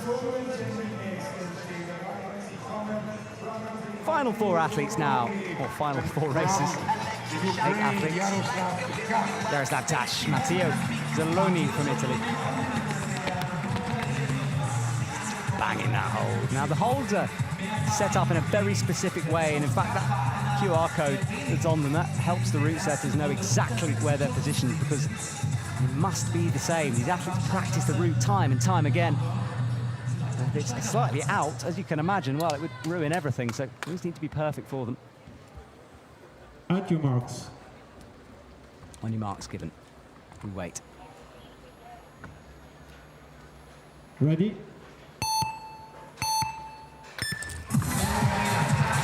Jaroslav Tach off fast, no mistakes so far, powering through the top, 2 hands on, and a 5.697 for him and a 6.049 for Zaloni. It's going to be so tight to separate this top 16. Interesting looking at the scores. Ready? It's interesting that almost the 6 seconds looks slow.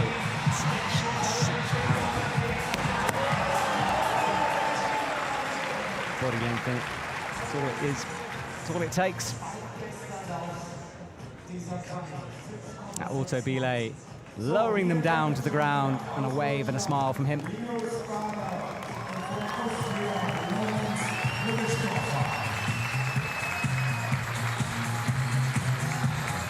So Linus Bader and Lawrence Budensdorfer from Austria.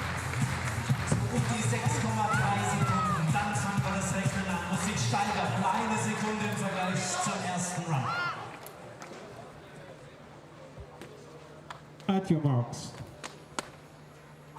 One final slap on the legs, getting themselves ready as they face the wall, away from the audience. Ready? 15 meters between them and a final place. Oh, and a big slip for both athletes. And a fall for Bader, neither recovering, and this is not going to be good times, obviously.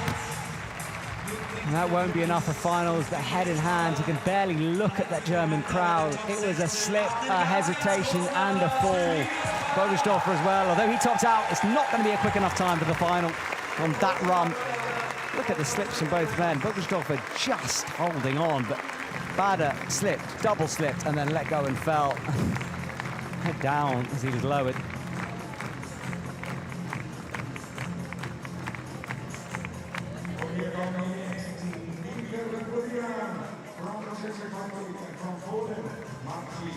Oh, heartbreak from the German crowd. You can see their reaction as well as their athlete slipped twice, fell, head in his hands.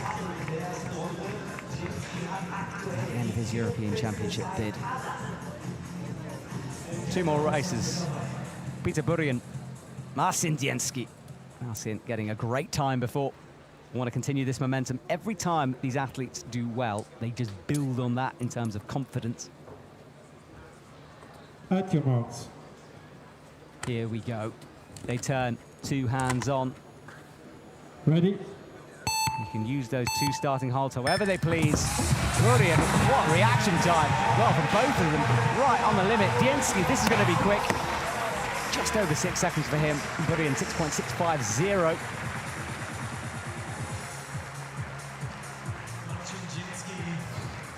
It's really hard to call. I'm trying to make some of these calculations as we go along, but low sixes needed. Quite a few fives as well, so that would have taken the first in those 8 places, I think.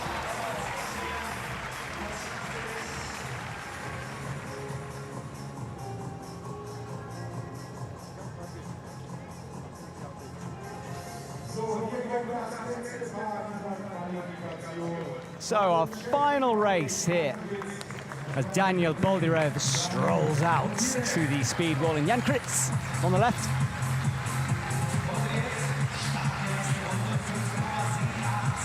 Ukraine flag held high for Daniel Boldyrev.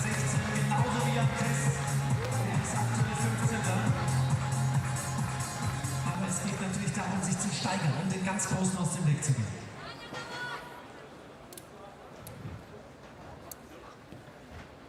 At your marks. So both men turn and face. Daniel Boldyrev slower. Jan Kritz was there for a long time before the buzzer. Daniel Boldyrev powering off the start. He unleashes something. Jan Kritz slips, hesitates, and a 5.682 from Daniel Boldyrev. Jan Kritz, 6.662 high. Sixes won't get him in, so we'll have to wait for his first score. Well, just like that, qualification is done for speed as we wait for confirmation of the top 16 men.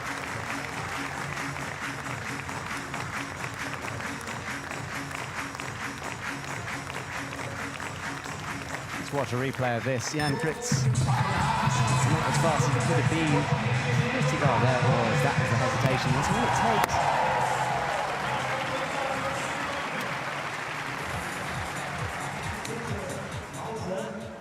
Right, let's get some confirmation, shall we? 16 athletes will progress into the knockout-style tournament of the finals, where we forget about time, and it's all about the competitor. Top 16, Eric Neuer with a 5.647. Fast from him. Fives really needed, especially in that top 7. And then we start to get into the 6s as we approach the end of the 16. So many 5s, though. And that's the cutoff. Jan Kritz, oh, squeaked in. Matthew 4 as well, came really close.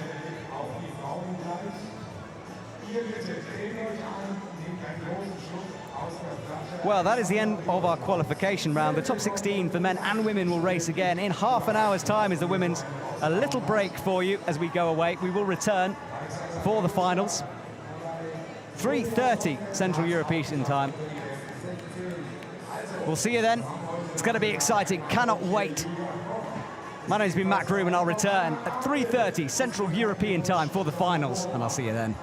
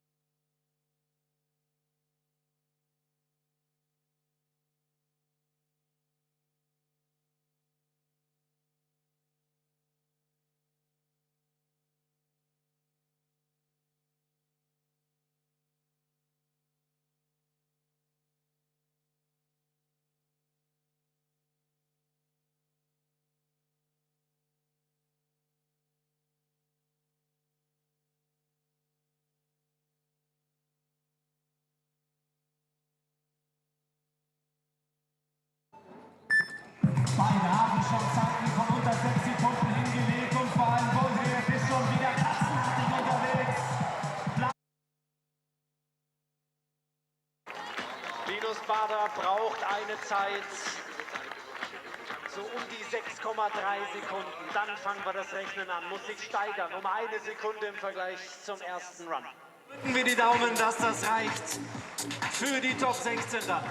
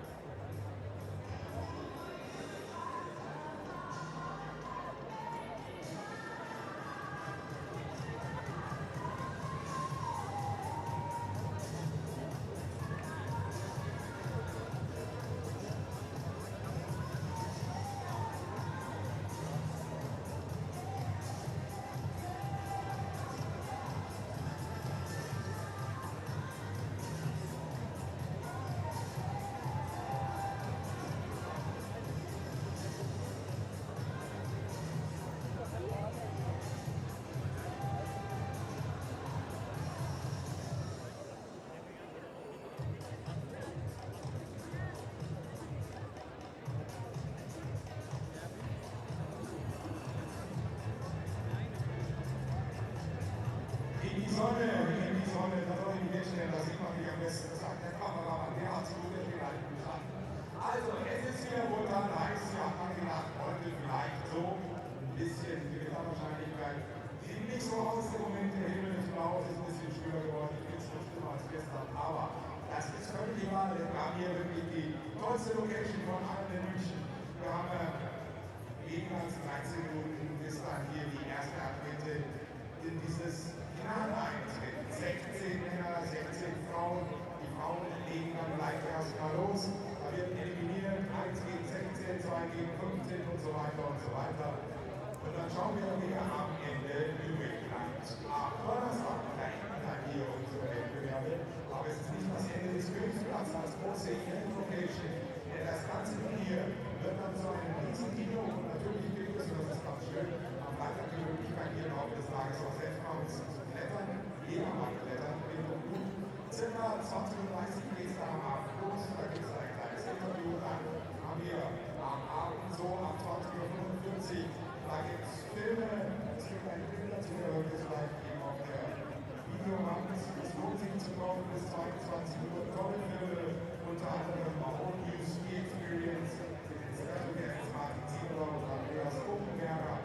Also alles hier dann am Freitagabend. Tagsüber ist hier sowieso schon offen. Am Abend ein schönes Kino bei hoffentlich schönem Wetter. Und dann glaube ich, ist das hier eine Location, die man nicht nur zum Klettern, sondern auch zum Feiern nutzen kann. Wir schauen immer wieder mal ein bisschen auf die Uhr. Der Klick läuft zum Sommer.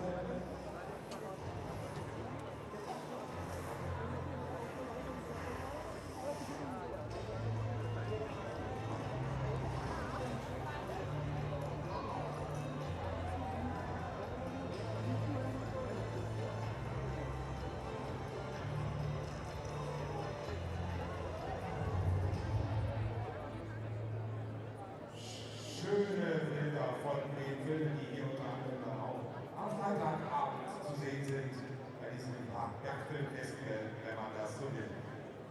Lukas Schönmüller, die Stimme, die hier vorhin eben da hochgetragen hat. Lukas, was sind denn so deine Eindrücke, wenn wir über die Frauen reden? Also in erster Linie ist das völlig anders als das, was wir die letzten Tage gesehen haben. Es macht dementsprechend auch Sinn, das hört man auch aus der Klettergemeinschaft, dass dieser Speed-Wettbewerb mittlerweile ausgeklammert wurde, dass es bei Olympia 2024 jetzt eine Kombination aus Boulder und Lead, so heißt der Wettbewerb dann auch bei den Olympischen Spielen, dass das eine Einzeldisziplin ist und dass der Speed-Wettbewerb für sich steht. Das ergibt einfach Sinn, das ist eine andere Form von Klettern, da geht es um Schnellzugkraft, da geht es um Wiederthletik, mittlerweile auch ausgelagert, zum Beispiel im Deutschen Verband, da gibt es eine einzelne Trainingswoche und man sieht es ja.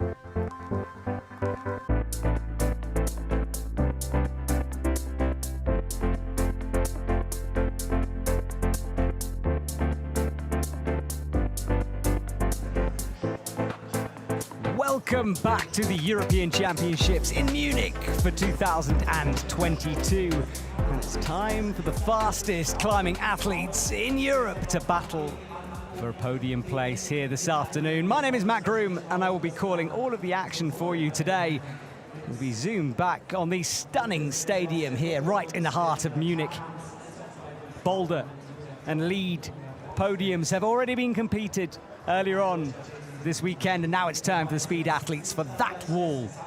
A 15-meter route. The athletes will compete and climb as fast as possible.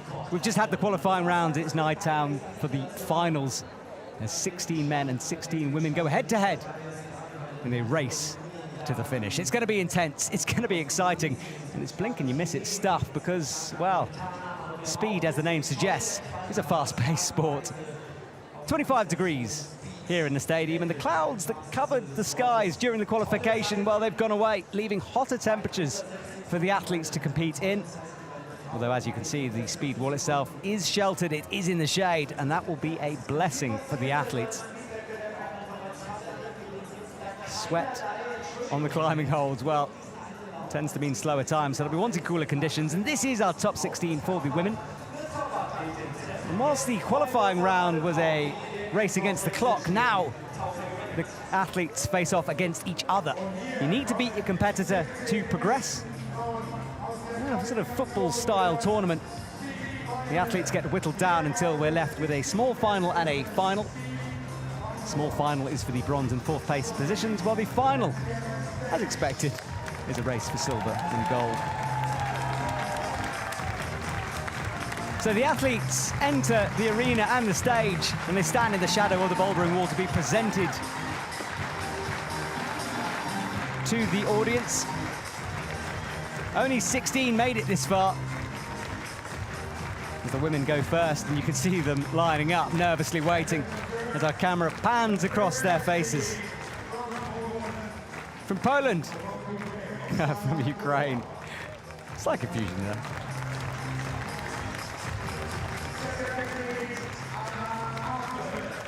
Well, they're announced to our audience, and you can see the German flags waving as our German athlete is announced. The lead wall on the right-hand side, that was in action last night, and the boulder wall behind these speed athletes. That got climbed as well yesterday. What a finals they were. Do go back and watch all the action if you haven't already. Julia Koff announced to the crowd. So the fastest 16 from earlier on, they progress. They had 2 runs, and their best score was counted. And especially for the men, we saw a real step up in speed in the second half of the qualification time. Selection of athletes from all over Europe have travelled here to Munich, and they join this multi-sport event. The biggest one in Germany since the Olympics. Thank you to everyone in Munich for greeting us and welcoming us to your city. It has been a very special event to be part of, and all of the athletes have enjoyed it. And the crowd here for the speed, well, if you can't be joining us, let me help sum up the atmosphere. It's best described as a true festival atmosphere. Picnics taking place. And as the athletes were announced, everyone came towards the front of the stage, braving the sun. A few umbrellas in there to protect themselves. There is Petrucci Colli from Italy. Good time for her to get into the finals safely. Lydia Hujiak wearing headphones, trying to shut out a bit of the noise, keeping in her zone.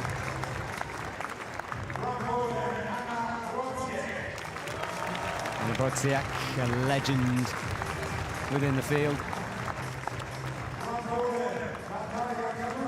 Natalia Kaluchka, one of 2 sisters competing in this finals. Great to see that. And there is the other sister. Training together, competing together, and they do occasionally face off in a race.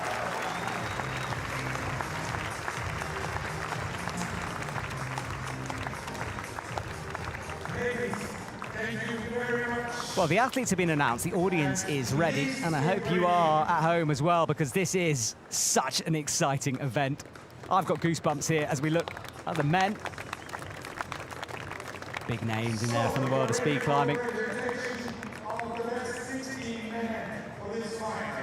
Under 6 was achieved by a few in the 5s, the world record being 5 seconds dead for the men on the wall.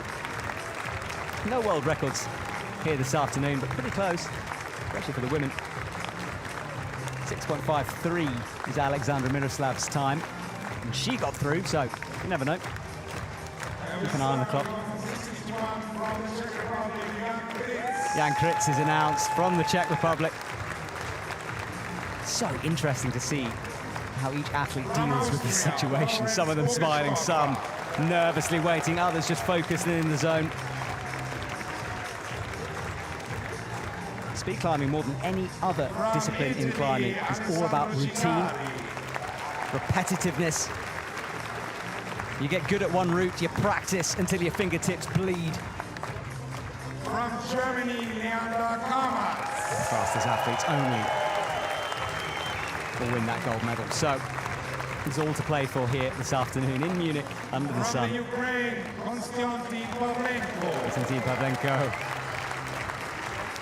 shifting back and forth as he's announced. From Italy, Matteo Zoroni. Matteo smiles. And you'll notice if you have watched the lead and bouldering, a size difference in these athletes. Having massive muscles up that lead route isn't always an advantage, whereas in speed, well, you need that power in your legs and arms to push and pull your way up the wall. It's a different training regime. Alessandro keeping to himself, quiet and focused. Gianluca Zoda waves.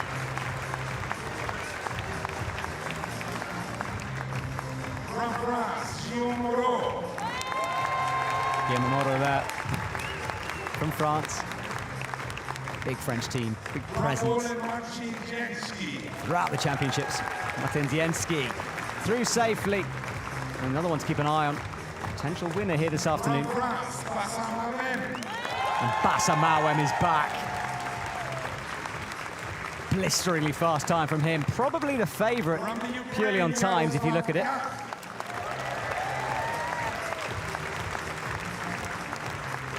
And Luca there announced.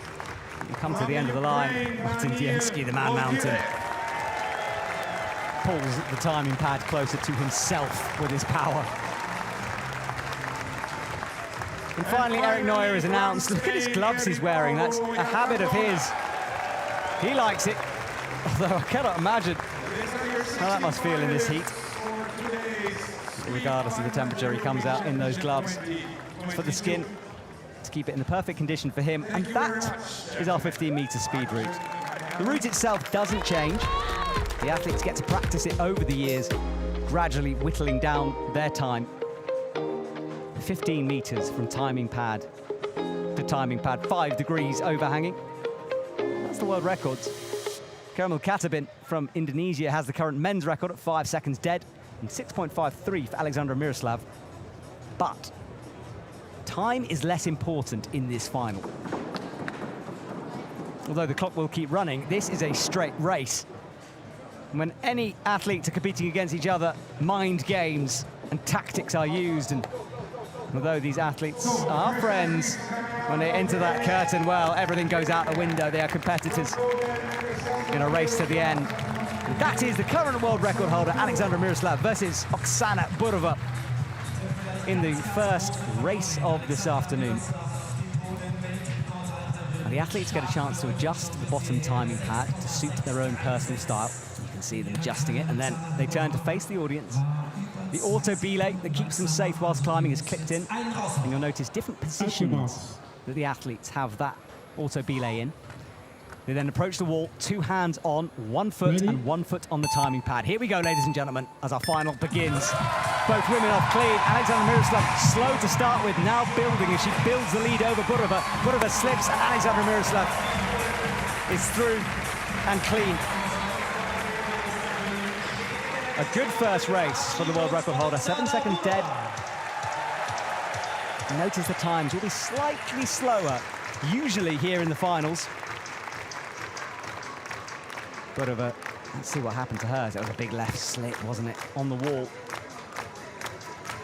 Alexander Miroslav, although she might have known that she was through safely, there's no point slowing down up there. It just halts your momentum. You don't want to fall if you're in the lead, so perhaps backed off slightly at the top. Pretty quick at 7 seconds dead. So, Sofia Bellacini versus Aurélia Sarisson from France are up next. Lanes A and B, and there's a lot of debate about which lane is better. The athletes selected, and they are seeded in this as well, so the fastest race, the slowest from qualifying. So getting a good seeding position is important. At your marks. Sofia Bellassini on the left, Aurelia Sarison on the right. Ready? The auditorium drops into silence as we await the buzzers. Clean start, but slow from both. Now, Sofia Bellassini picking up the pace, but look at Sarison coming back in the final quarter, stopping the clock first at 7.740. And that is an example of why you should never stop in speed. You never know what might happen, and a close race from both women there. Back and forth, especially at the beginning. Both had a hesitant beginning. The middle section wasn't the best, but it's this part of the wall as we near the top. They've both picked up the pace, and Sarison just finding something. Almost in the air there. She is safely through. Let's watch the last jump. Oh, it was in the air, wasn't it? Sarison taking it. This is how close it was. Sarison ahead at this point. The jump, stretching, yeah, and you can see a clear win from her, but all in the air. Next race. Anna Broziak versus Julia Koch.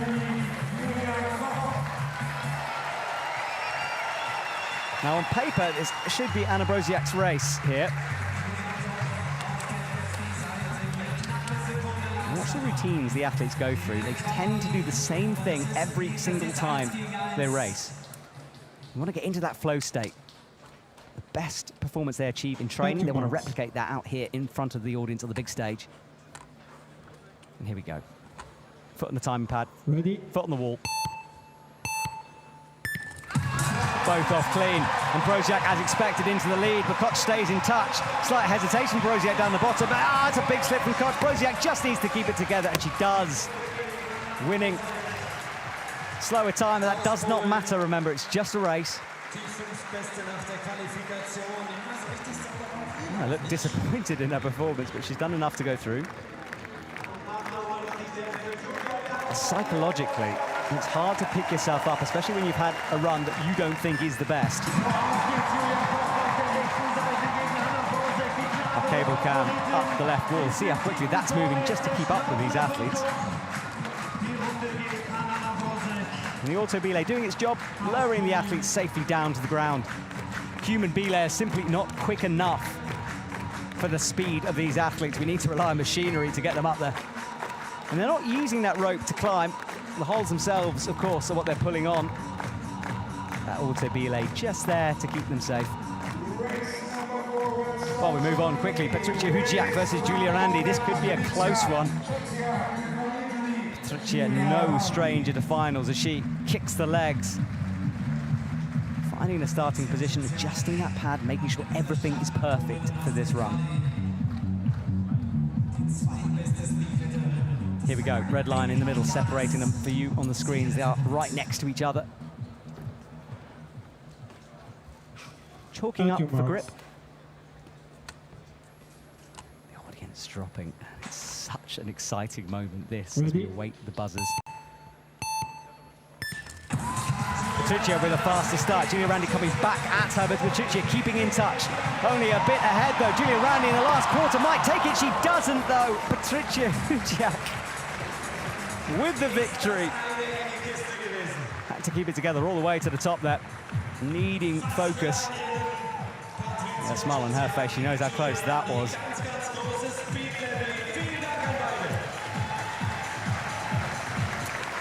Audience appreciation. This stadium is as packed as I've seen it during these European Championships. Look how close this was. Both women in touch. Patricia Hujiak was at front, but then she had to fight in the last quarter. Again, another race, one in the air. This last jump, a dyno we call it in the climbing world, let me tell you, is massive. Full body length from that final hold up, and we have seen athletes missing that timing pad before. So not only have you got to jump, you have to be precise in the air. Well, the German athlete will come out onto the stage. Anna Appel and Alexandra Kaluchka.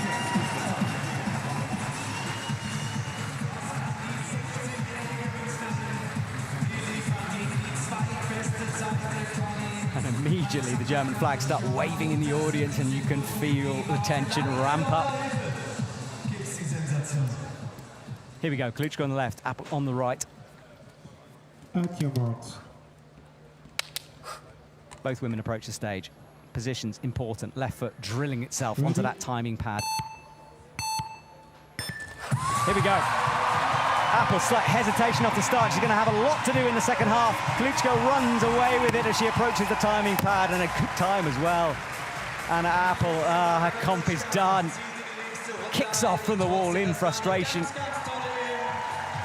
But Natalia Kaluchka had to be the favourite there. Sorry, Alexandra Kaluchka getting the sisters mixed up.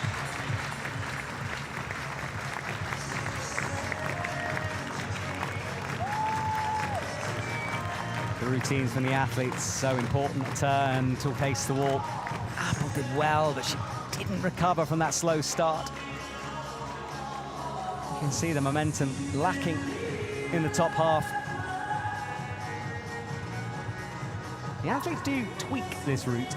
It's not always the same, different methods, especially down the bottom. And it's something they're working on continuously, trying to shave off microseconds here. Viglione Capuchin versus Nuria Brockfeld. Nuria Brockfeld from Germany. Well, the German athlete getting the expected reaction from the crowd.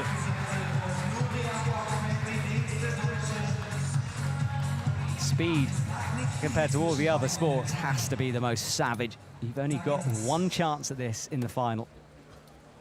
At your marks. One opportunity. Both approach the wall. Different starting positions. Viglione with two hands on the bottom hold. Off they go, and it's very close at this stage. Nuria Brockfeld is going to take it, though, as Capuchin slips, cruising to the top for the victory. German athlete through safely. Viglione Capuchin takes a moment facing the wall. The disappointment evident. She's still as she's lowered down, but celebrations and joy from Nuria Brockfeld. That was the seconds before as she turns out of shot. Let's watch this slip. That left foot betraying her. The pop coming off the wall. And the high slap from Nuria Brockfeld, who kept it together, and look at that reaction from her. Both athletes, although, of course, competing against each other, there are climbers and friends deep down. Celebrating together. But Nuria Brockfeld will continue.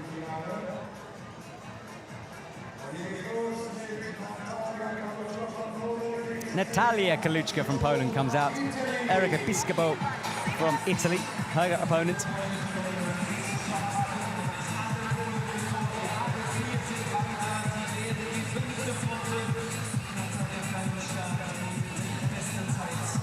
Here we go. This is going to be a close run thing.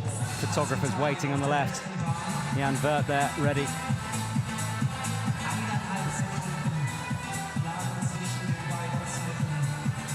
Women first here this afternoon, then the men final after this.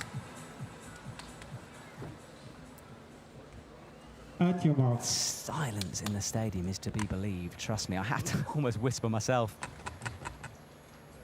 Ready? Hear a pin drop here. Thousands of people wait, holding their breaths. Natalia Kaluchka with a huge start, exploding off the starting blocks and then keeping it together through the top, easily cruising to victory. Piscopo behind. She was up against one of the best, though. Impressive stuff from Natalia Kaluchka. Clean through for her.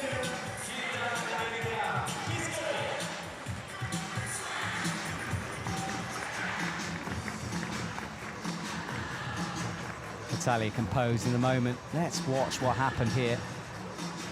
All the good so far. There's the pause. Oh, Natalia Kaluchka started off well and maintained that pace throughout, legs driving her upwards. And a high jump, beautiful finish from her, arching her back through the air. Final race then, before we move on to the next round. Beatrice Colli from Italy will face off against Annalina Sheriva from Ukraine.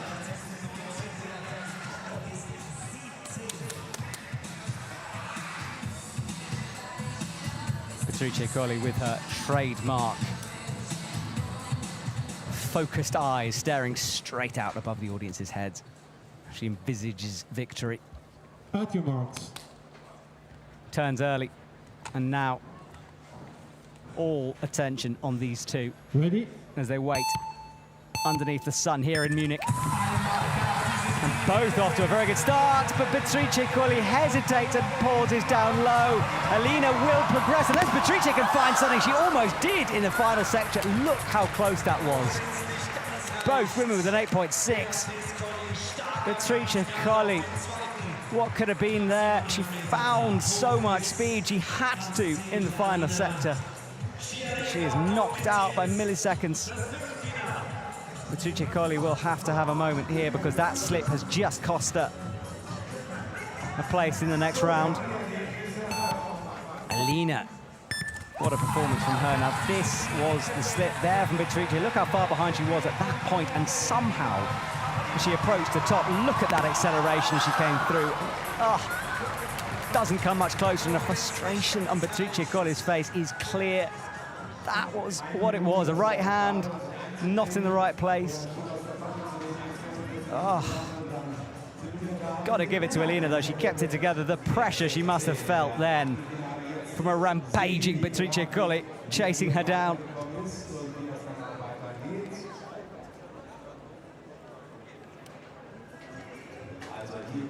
Now we have a brief moment to catch our breath because that was all action, wasn't it? The audience pauses as well. A few umbrellas down there. They are in the direct sun. Have been for a while. Beach volleyball is behind us. That's the stadium you can see with the people gathered at the top of the wall behind the national flags. And then climbing, as you can see. So let's see some highlights from that. Alexandra Miroslav safely through, the world record holder, doing enough. The difference in intensity, this is Beatrice Colli's comeback.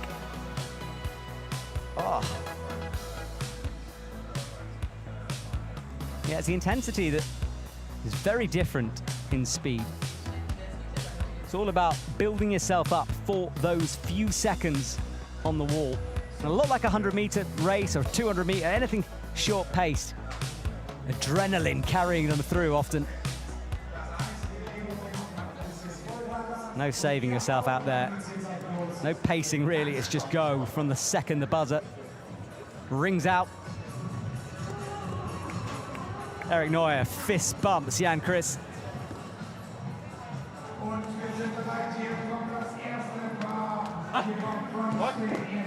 Eric Neuer, no stranger to winning medals. Jan Chris, on paper perhaps the underdog here. Eric Neuer trains in Barcelona a lot. Their new facilities there. Speed walls cropping up all over the world as the sport increases in popularity after the Olympics. And in the next one in Paris 2024, well, speed gets its own medals, no longer combined. So these athletes really get to excel and show what they're made of. Could be watching future Olympians compete here this afternoon. So the athlete's turn. Again, the audience respectfully drops into silence. Ready? Nothing to distract these athletes as they prepare. Different starting positions, and Eric Neuer is off to a good start, but Jan Chris is coming back at him. Eric Neuer keeps it together through the top section of the route. He goes, jumps, and stops the clock at 5.939 from Eric Neuer. Well, he was the favourite, and he has done enough to move through.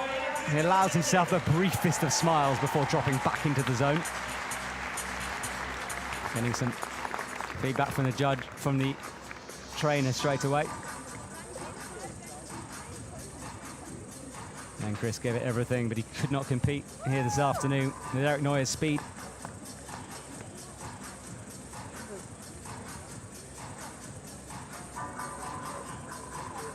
Showing how close these athletes are. Next race, Alessandro Gulos versus Sebastian Luque. Imagine your name being announced in front of this crowd, your home crowd. I am nervous for Sebastian Luque here. If I was him, my heart would be pounding. Alexander Boulos is in his zone, though. Same faces when he was announced. All the preparation is done by this stage. It's just a case of putting it together.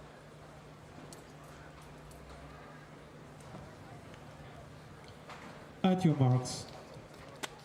They turn. Left foot on that starting pad. We've seen no full start so far, which is good. Always a shame when an athlete gets knocked out because of that.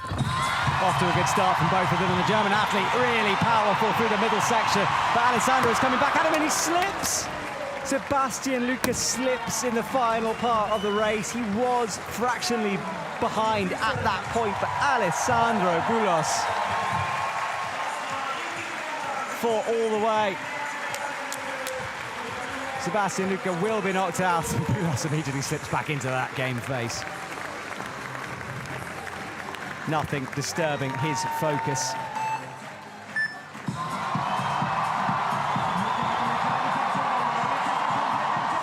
Close all the way, but that slip at the very end prevented the photo finish we all wanted to see. Look at it, it was a big one. Had to reset before the jump, but he is proud of his achievement, and he should be. Bassa Mawem, Leander Carmens, our next race. Now Bassa had a blisteringly quick time during the qualies.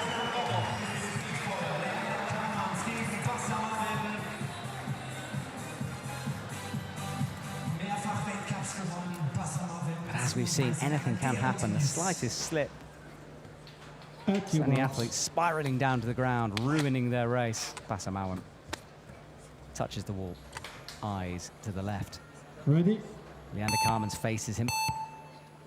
Leander Carmens, big slip down low, and Bassa Mawem now just needs to keep it together, keep in touch. You saw him slow and then accelerate again towards the top as he realized Carmens was coming back at him.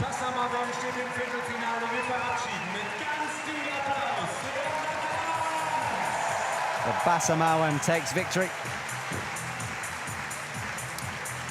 He's safe through to the next round.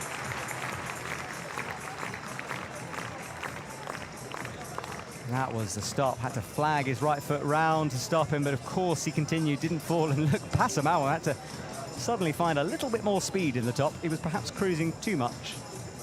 Did accelerate. Had a good positioning on the pad as well, right at the bottom. Doing more than enough to get through. Just joining us, welcome to the men's final. Women's runs in parallel. Marcin Dienski versus Konstantin Pavlenko is up next. Marcin Dienski looking good so far. The man no stranger to the podium. Konstantin, what a competitor though, he's going to push him all the way.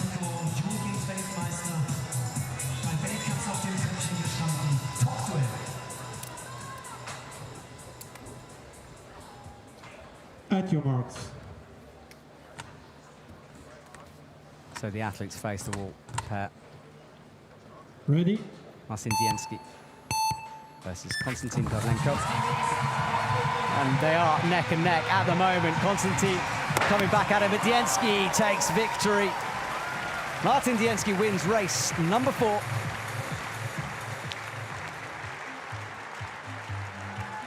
And will progress. And if you're wondering why there aren't graphics on screen, we are having a couple of technical issues.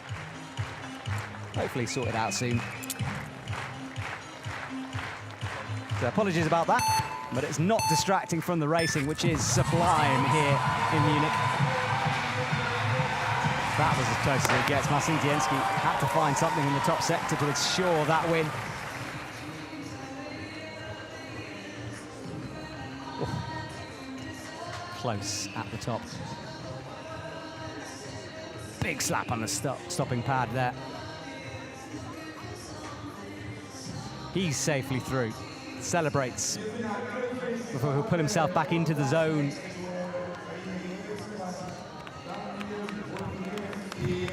Move on quickly, of course. Daniel Boldirev versus Lorenz Bodenstoffer. There is Daniel. Daniel's the man I said. Pretty much pulls the wall towards him. The Earth's gravity moves when he moves. The Austrian athlete looking a little nervous, as you would do. Needs to keep it together now on this, the biggest stage of the year. Well, the ref just having to give a hand to the assistant there to make sure the automobile is clipped in, tucks it behind his arm, and now he's ready to race. Ready? Both off well. Daniel Boldyrev, though, is finding something here. Almost a half a body length ahead, and a 5.674 is good timing. Daniel progresses.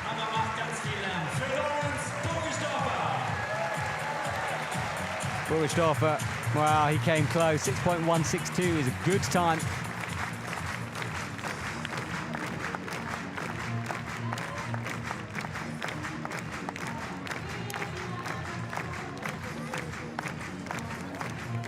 He was almost a full body length behind at this stage. Daniel Boldyrev is one to watch. He's on form here this afternoon.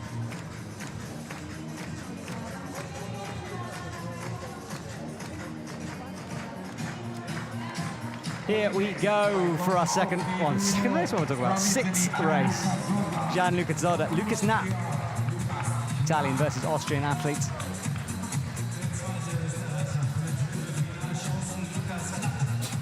Both prepare, both have their superstitions, you might call it.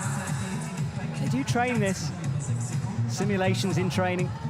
And there's a slight issue being pointed out here. I wonder what that is. I think he's talking down to a judge, not quite sure what he spotted. It seems like the race is going ahead, but he is trying to halt things. I'm not sure what's going on here. Let's have a little look. He's calling the judge forward. Possibly a potential problem with one of the holds. Let's scan up and have a look at what he's seen, shall we? Might so precise here, but now he's seems ready. I've been told it was a mosquito or some kind of a bug on the wall. So we paused while the bug flew away. Ready? Presumably the bug is now gone, and we're underway.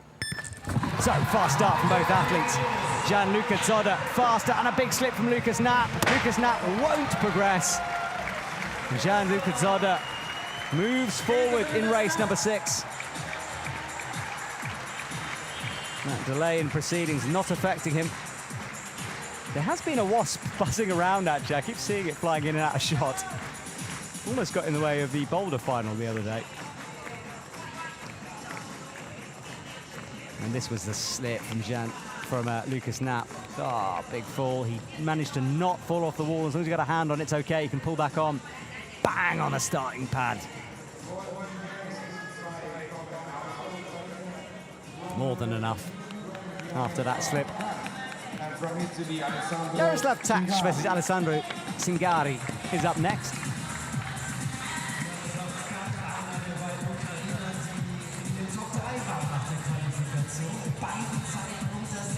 The level of adrenaline and hype these athletes need to keep throughout these qualies and finals is special to behold. They just keep themselves in this redlining zone where their heart rate's in the correct position, muscles are warm enough. Ready? It's a tricky balancing act for them. A spring and a step for both, but look, a pause from Tash and a fall means Cingari gets away clean to the top. Alessandro Cingari progresses, and you could see Jaroslav Tach hesitated down low, and that just threw him off for the rest of the run. And once you've gone, it's hard to recover, and obviously out of sequence, out of step, and it caused the fall. Let's watch it again. So he slipped down there, and yeah, just couldn't quite recover and was always going. It was like a slow motion fall in many parts, that. Cingari moves forward, and you need a bit of luck sometimes. So final race, Guillermo Moro versus Matteo Zaloni from Italy.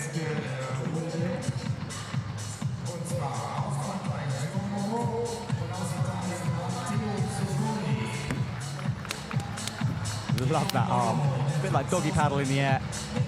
Just reminding themselves of the sequences. And they're not thinking when they're speed climbing. The thinking's been done in training already. Now it's instinct that comes in. At your marks. So here we go. Both athletes face the wall, ready, silent. Ready? Off they are. Good start from both, but it is the French athlete, Moreau, who's going faster now. Half a body length ahead, and he does stop the clock way before on a 5.73. And just like that, we have our quarter-final places.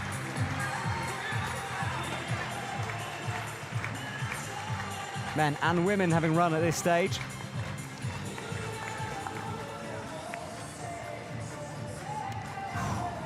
Tense stuff here, exciting times in the Munich stadium.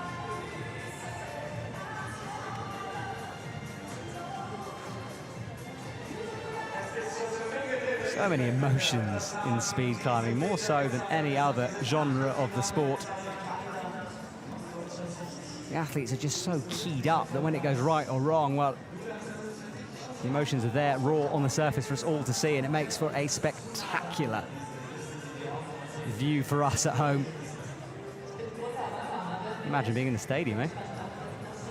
Well, those lucky few watching. Hopefully you're enjoying this at home as our athletes are whittled down towards the final and small final. Gold, silver and bronze will be decided within the next half an hour, really. Like a 100 meters race, there's all the build-up and then it's seconds to go. It's the same in speed. Fractions deciding the medal positions. Well, we'll try to calm ourselves down here a little bit. Women will be up next for the quarterfinals.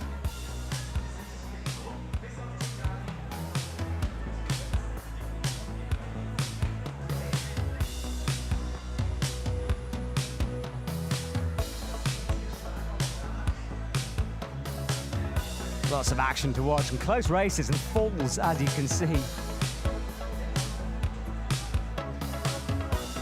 As I said at the beginning, it's imagine training all year.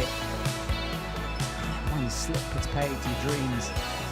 It's the same, of course, in league before you're gone, but you climb for a little bit longer, whereas the speed athletes, especially in a sport that's all about tiny margins, they leave a lot on the line out there. So there is our crowd, and there is the next round of women for the quarter-finals. The Alexandra Miroslav up first versus Aurelia Sarisson. Und wir sind bereit für das erste.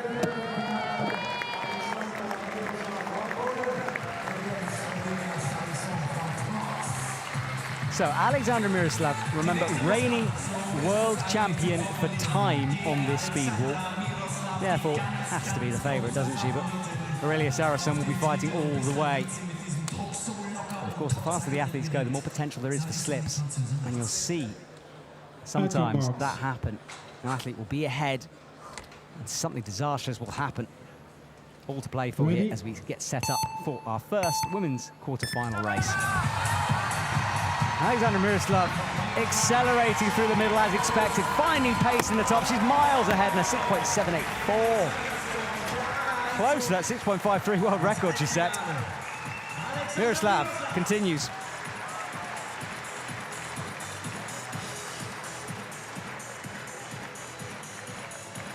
Aurelia Sarisson, unfortunate for her, but gave it everything.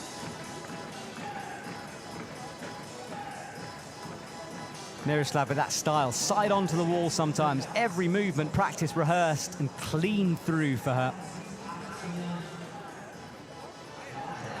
Sarisson wasn't enough on the day, but she came close, racing one of the best.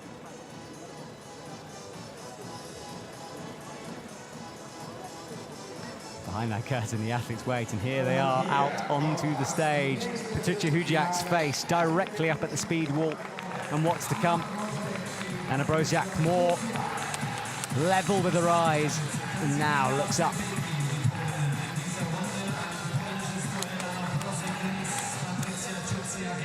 Potential energy these athletes are holding in their bodies, it just gets released the second that buzzer goes.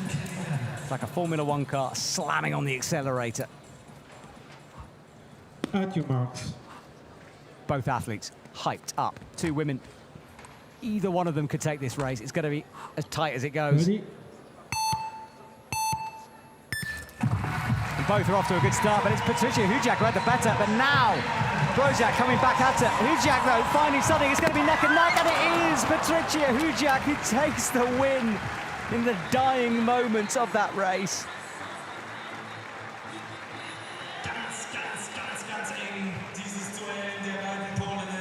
That was close, neck and neck, all the way to the finish. Both athletes pushing each other.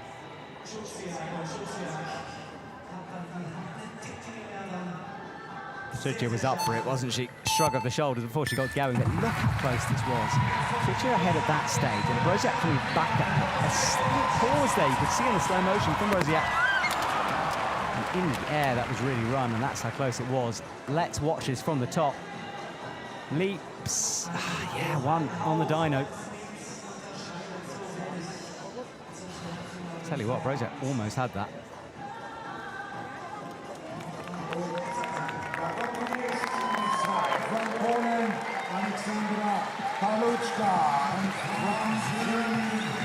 So Alexandra Kaluchka versus Nuria Brockfeld.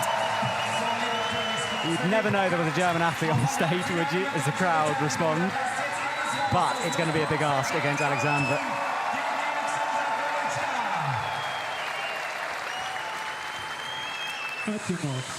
Alexandra with that routine. Shh. Goes across Ready? the auditorium. As expected, Alexandra off to an explosive start, and Nuria Brockfeld falls, hesitates, stops, and Alexandra takes victory there. Easy in the end. The race, number 11, the quarterfinal.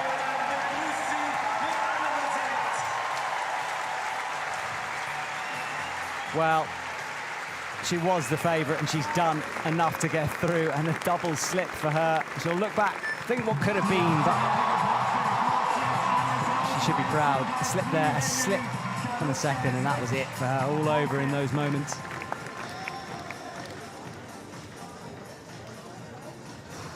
Power there in the final part of the race. Final women's quarter-final coming up. Whittle this field down.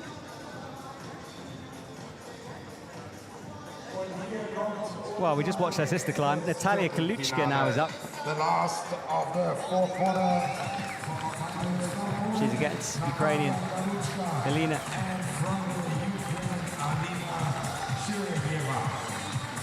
Shirageva on the right, gets herself up. Natalia Kaluchka is ready and up for it. I think that jewellery would weigh her down. Not that streamlined. At your marks. She turns. It doesn't matter though. She's so quick on this wall.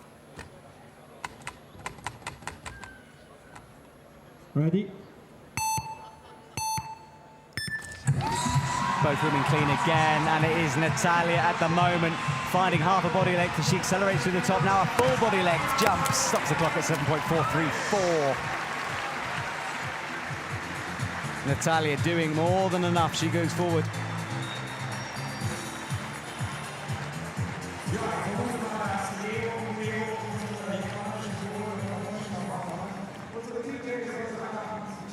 Wow, what a quarter-final that was. And we're getting close now to our small final and final places. Semi-final first. Nice with the head all the way, kept the lead, kept focus, driving upwards.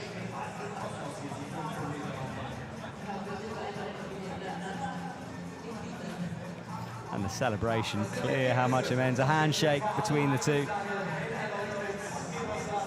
Not much of a look. Not sure I'd be able to shake a hand at that point. It's obviously sportsmanship, but the competitiveness is so tight. Well, fast times and lots of action already this afternoon. And we're still not done. More races to come.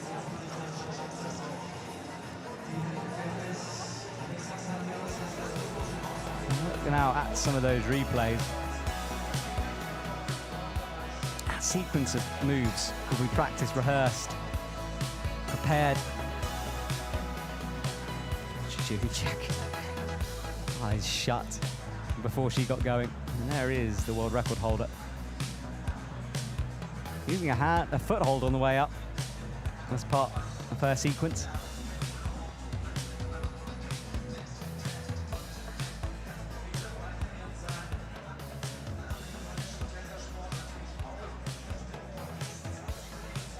Saracen was always up against it in her race, wasn't she? But did well.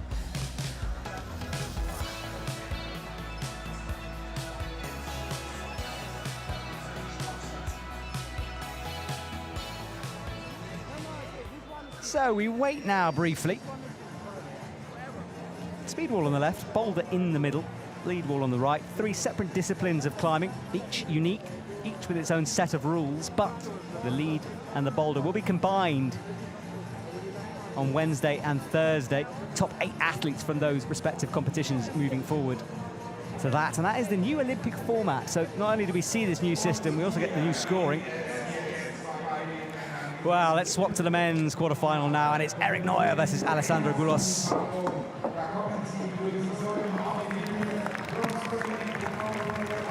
Time for the men to show what they're made of.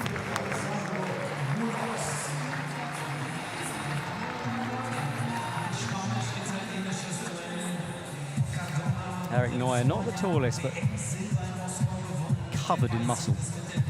Can he be covered in muscle? He is covered in muscle. Enormous legs that they use to drive themselves upwards. And Alexander Bulos has kept that focus throughout this final. At your marks. Staying in the zone, making sure that everything is perfect. Here we go, first of our quarter-final for the men. And they're off clean. Eric Neuer behind at the moment, needs to find something in the middle half. Alexander Bulos is going to take this, and he doesn't! Somehow in the air, Eric Neuer finds a little bit, and look at those times. Oh, I thought Alessandro had that all the way there. But Eric Neuer continues. The man from Spain blows in his hands to get rid of the excess chalk and then drives himself upwards. And he was behind through the middle. Thought he was behind at the top. Oh, that's as close as it comes. We'll have to see the slow motion replay from the top to see how close it really was. Fingertips on the bottom of the hole. Yeah, that was close. He knows.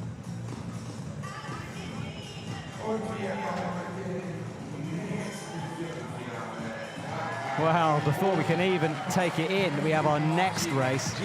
Bassa Małym versus Marcin Dienski.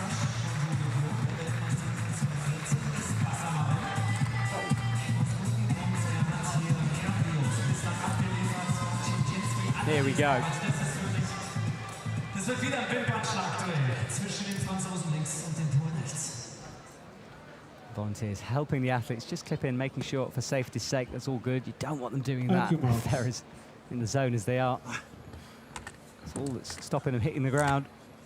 So here we go, Bassa Małym, Marcin Dienski, 2 legends against each other. This could be anyone's race, and it is close as we near the midpoint. Marcin Dienski is accelerating up the wall there and finds the speed in the top half to take victory. Oh, when 2 competitors like that face off, you just don't know what's going to happen. And on the day, it was Marcin Dienski who took the win. Marcin walks away with victory. 2 have raced each other, trained together. And they embrace on stage. If you watch a replay, the final slap from Bassa Małym, he knew immediately that clock not turning green, it was red. Marcin Dienski eventually quite a way ahead. He moves his legs so quickly as he drives through. Had a little pause there on the final jump. See Bassa coming back at him. Woohoo! Basser, gracious in defeat.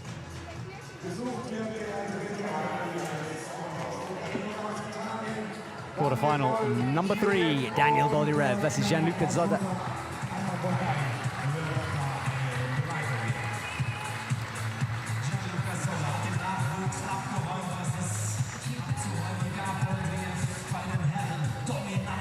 So, athletes prepare themselves. Same routine every time. Daniel taking longer to look up.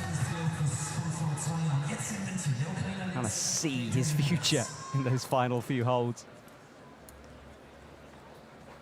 Through both the loops in his harness. Billet unclips. And we're ready to go. At your marks. Marcin takes a final bit of chalk. Watch Marcin go all the way to the left of this wall. That's his technique, his tactics. Up he goes, skips to the left. Slower through the bottom, but fast in the top as he stops the clock. First of all, Daniel Bodirev takes victory there.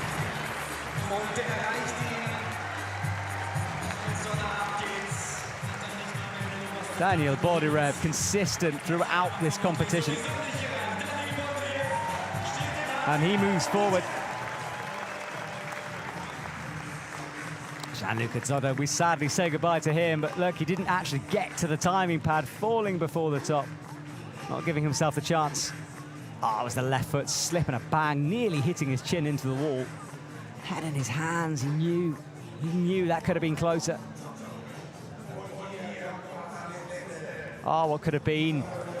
Alessandro on the left from Italy. Alessandro Cingari versus Guillermo Moro from France.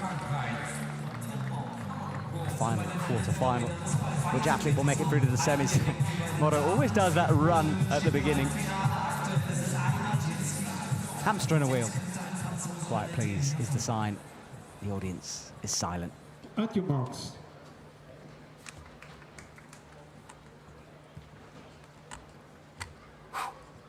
Wait for the buzzers. And they're off, both athletes. Moro ahead at the moment. What Cingari coming back at him. Moro, though, is half a body ahead and takes victory on a 5.722. Such quick times. Not against the clock, of course, but it's a good indication of how fast they're going. And say goodbye to Moro. He nods. Perhaps knowing isn't the cleanest from him. It's a slight moment down low, wasn't there? Sequence out. So Moro, and then it goes through. Don't say goodbye to Moro, we say hello to Moro. Yeah, right at the bottom of the pad there. Close. Cingari went a bit too high almost. Ideally you want to go as low as possible. Less distance to travel in the air.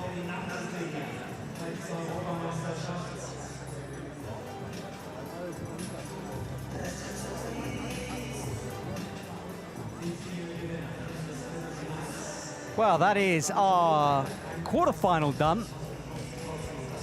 Guillermo Moro making it through there. So, semi-final will be up next. Alessandro's top. Eric Neuer fist pumping up.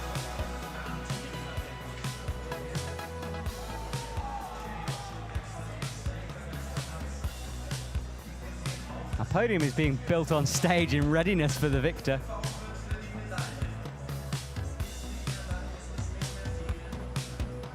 Daniel Bodirev with that bicep move to the crowd as he comes down.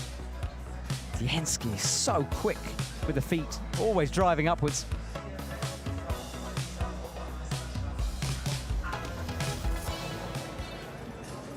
You can see the podium being built underneath that lead wall. That's where the athletes will receive the medals later on. They are beautiful medals. We got a good look at them during the boulder and the lead. The European Champs is a big medal to win, big championship for a lot of these athletes. Well, we're going to announce the final athletes through to the semi-final.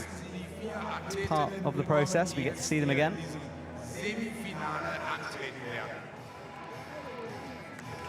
As the music rocks out across the stadium, the athletes enter from the back through those curtains you can see on the left and right. Crowd get clapping. Volunteers and audience members alike all watching these athletes, fastest in Europe, as they are announced, the women first, onto the stage to stand underneath that speed wall.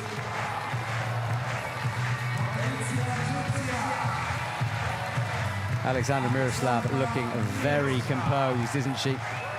It's hers to lose at this stage, you have to say. She's wearing, well, particularly Hujak's wearing the gloves that we saw Eric Neuer wearing. Keeping the skin soft. Different skin required from boulder and lead. Thank you very much. We see you Can use climbing. This chat about speed, this chat about skin is always a bit weird, but it is a big part of our sport. You'll see the climbers immediately look at their hands, often when they fall, just making sure there's no cuts, scrapes along the way. Get ready. These are your 4 semi-finalists. We start with Gilles from France. So the men are announced. They enter to stand again underneath the speed wall. The sun's starting to creep in on the left. I don't think it's going to be a problem, though. Daniel Boldyrev comes out.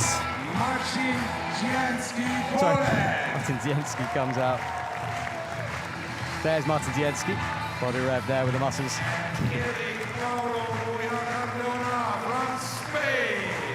And Eric Neuer, the final athlete out.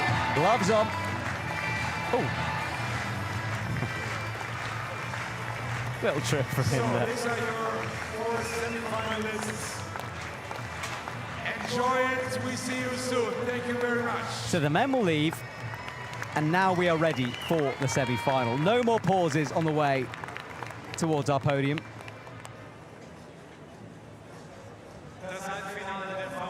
And the tension here that's been ramping up all afternoon really hits a fever point. Everyone gathering as close as they can towards the front of the wall. Happens to be some shade down there as well. I think a few of them want to take advantage of that. Sunglasses, caps and umbrellas. It's the uniform of this heat wave. So that's backstage. Alexandra Miroslav taking a deep, deep breath.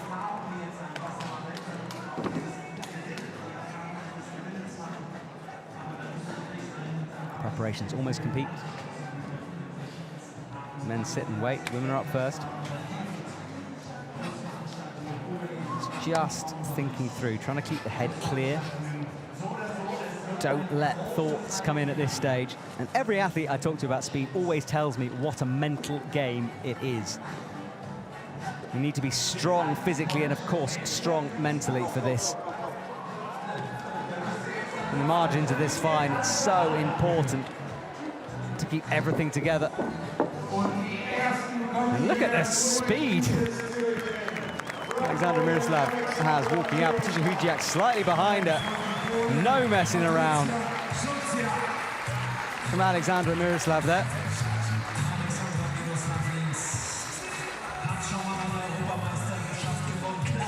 So Alexandra Miroslav, eyes down at the start.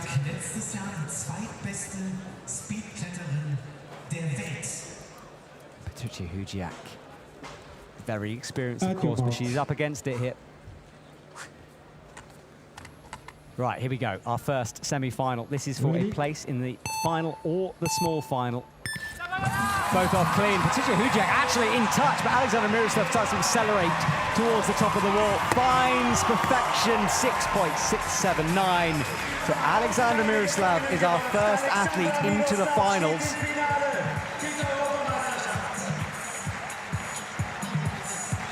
Patricia Hujiak will have to be content with the small finals, but she still has another chance to race again for the bronze medal.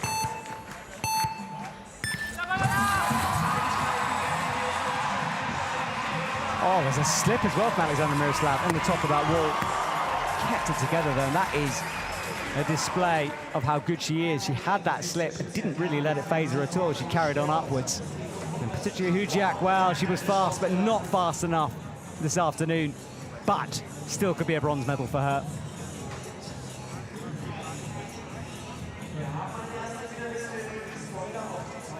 Miroslav, very fast through the top section of that route. Waves to the crowd. She's done all she can do to get this far. Now it's just a case of enjoying that final race. It'll be silver or gold for her.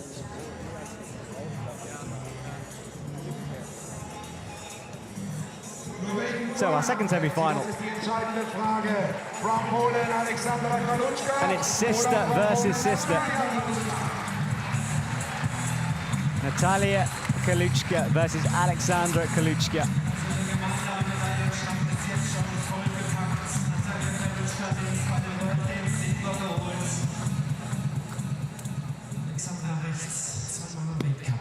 Here we go. Which sister will take victory? At your marks.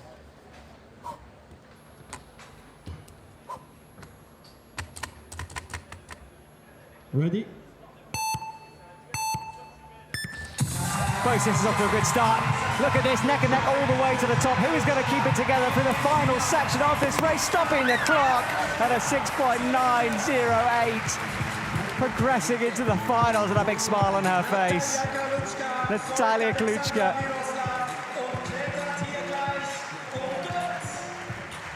Brilliant from her.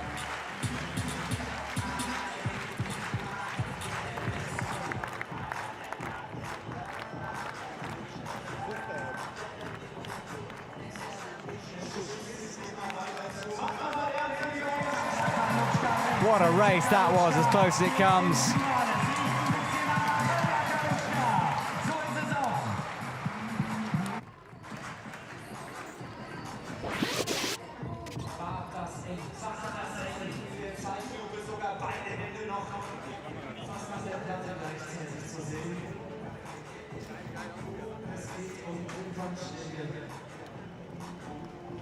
Alexandra Kaluchka taking that win.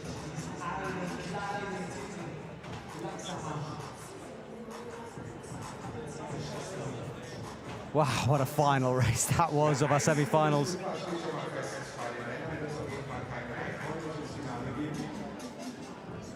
Close stuff all the way. She's lowered down towards the fort again.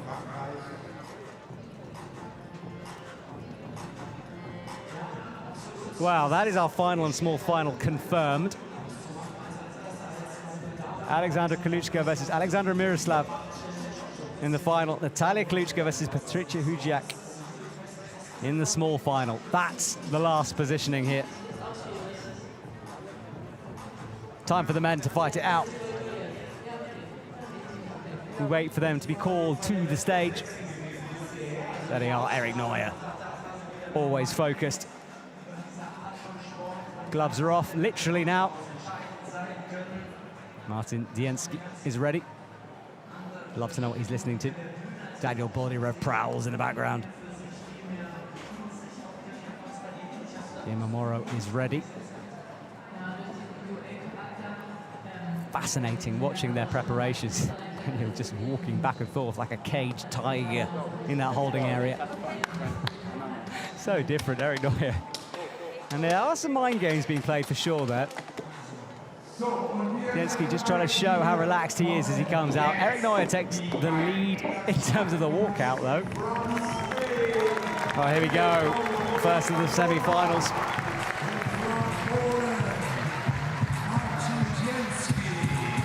Eric Neuer on the left. Martin Diensky on the right.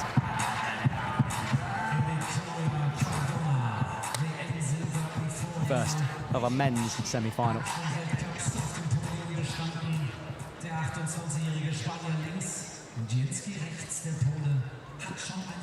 Who's going to take this? I cannot call this race. Both have potential here. That's the starting pad. You can see it sinks down, waiting for the slightest reaction time. And we're off. Martin Diensky is coming, and he is in the lead at the moment. Eleanor is going to have to find something if he can, but he can't. Martin Diensky into the finals.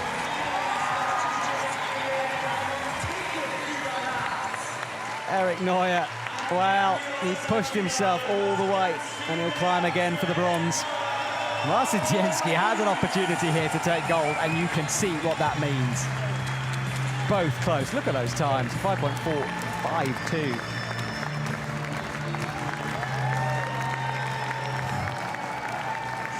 One down, one to go before we can confirm. It was close. Eric Neuer was behind, though, through the middle section. He needed to find something special in the top and couldn't quite. Marcin Zienski kept it tight throughout, winning it by a bit of a margin in speed climbing terms. Nothing to you and me.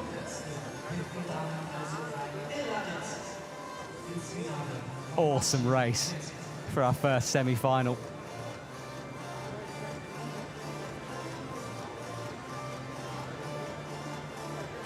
Harry Neuer disappointed, but still a chance to podium. Both of them pushing each other all the way through, and that's what you need. Someone you're up against who's going to drive you towards brilliance. Right, semi-final number 2. Daniel Boldyrev, the world champion.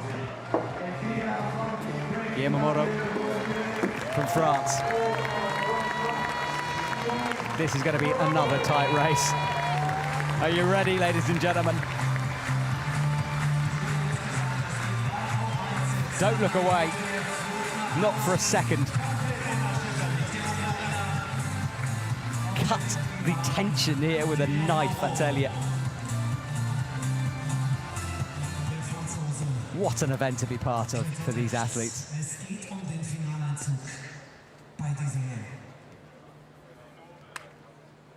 We sink into silence. At your marks. Guillermo Moro looking loose, relaxed. Daniel Boldyrev. Well, he's going to explode in a second. Ready? The audience reacts, the athletes react. Oh, both hesitating down low. Daniel Boldyrev recovered faster, and he will take the second final place. Unbelievable from him. Both blinked at the wrong moment, didn't they? Both hesitated. It was Daniel Boldyrev who recovered faster, found pace.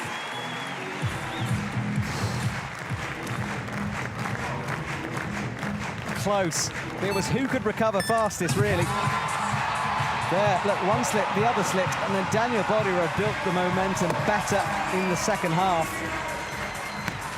And just like that, we have our final and small final places. Just 4 races remaining of our speed final. There was another slip at the top as well. He knew by that point it was over. And there was a mistake right near the top as well. Kind of immaterial at that point. Oh, Daniel had a slip near the top. And that was down low, I think, his first mistake. This was the second mistake from him at the top. I think it was all over by then anyway, but yeah, double slip for Moro. Oh, so after clean races, we see a semi-final with a bit of drama in it, eh? But we know our final places. Time for the medals.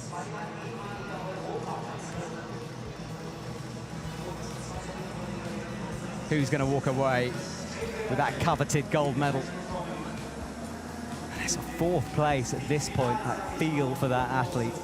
Getting all the way, getting in to a medal position, and then to lose it here, oh, it's heartbreaking. Let's see, Boldyrev slipped. That was the low slip, and then he just found more momentum through the top. Zienski, close, very close race, that one. Alexandra Miroslav, how many times has she stood on top of the podium, mate? How many interviews describing her as the world's best? And the sisters, Alexandra taking victory. Natalia in the small final. There's Patricia Hujiak, who also racing for bronze.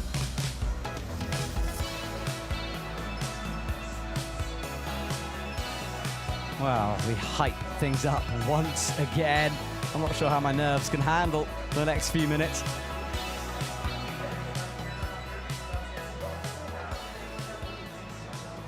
Are you ready?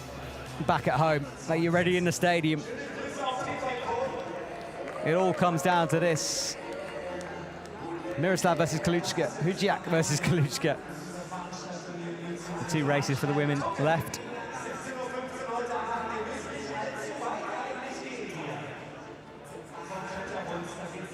Knockout style format changes for the final from the speed against the clock in qualis.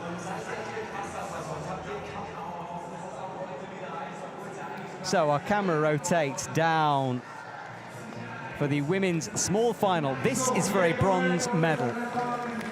Patricia Hujiak will be on the left of your screen. Natalia Kaluchka on the right.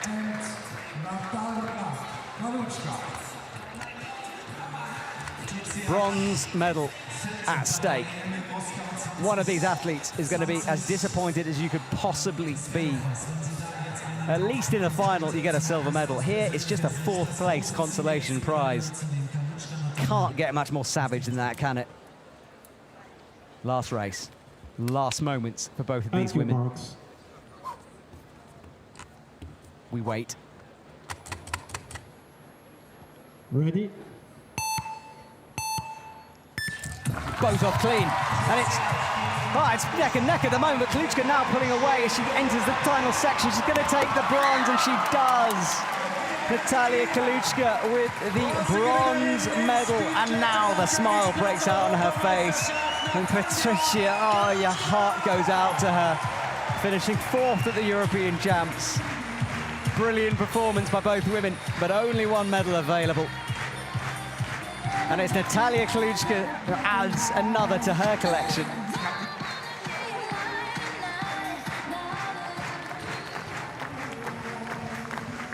Wow, she gave it her all, deep breaths. How close was that? What an emotional moment for both.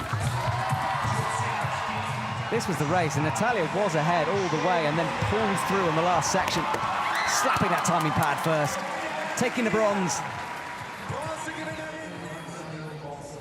And the Munich crowd, well, they witnessed something special there, didn't they?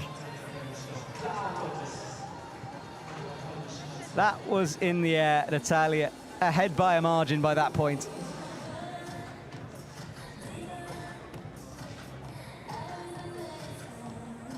A win and a bronze for her. And now, as if that wasn't enough, it's time for the gold and silver medal races.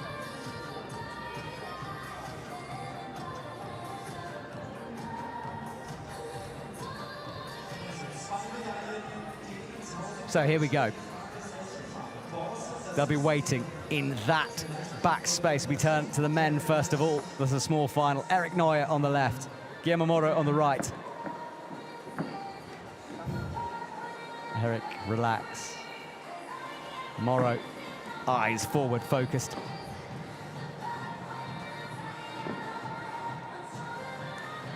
Alexander Miroslav waiting in the background, stock still like a statue. Here we go. The men begin their final race. Eric Neuer versus Guillermo Moro.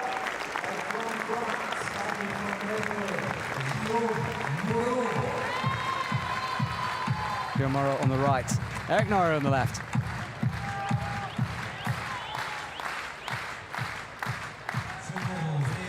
Moro with that trademark leg pump to start.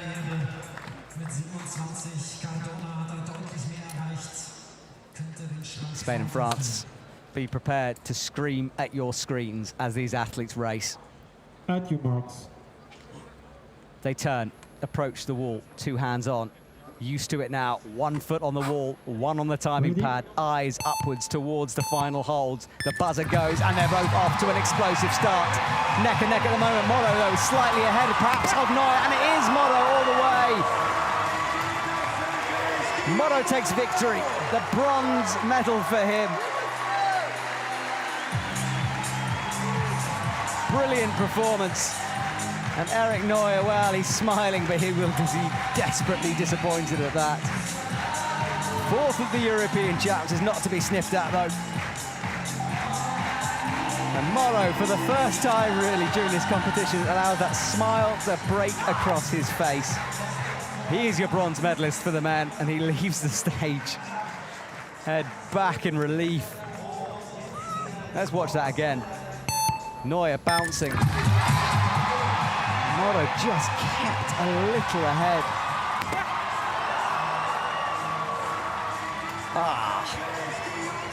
Neuer nods his head. He knows on the night that wasn't quite enough, but look how close that was.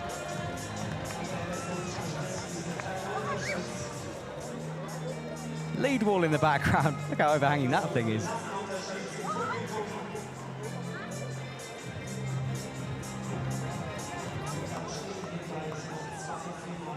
Well, the small final is done now for the men and women, and now we move on to the final. Eric Neuer, right shake of his head.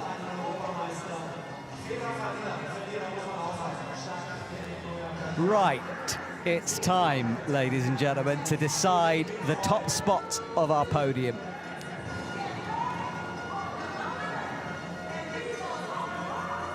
DJ drops a tune.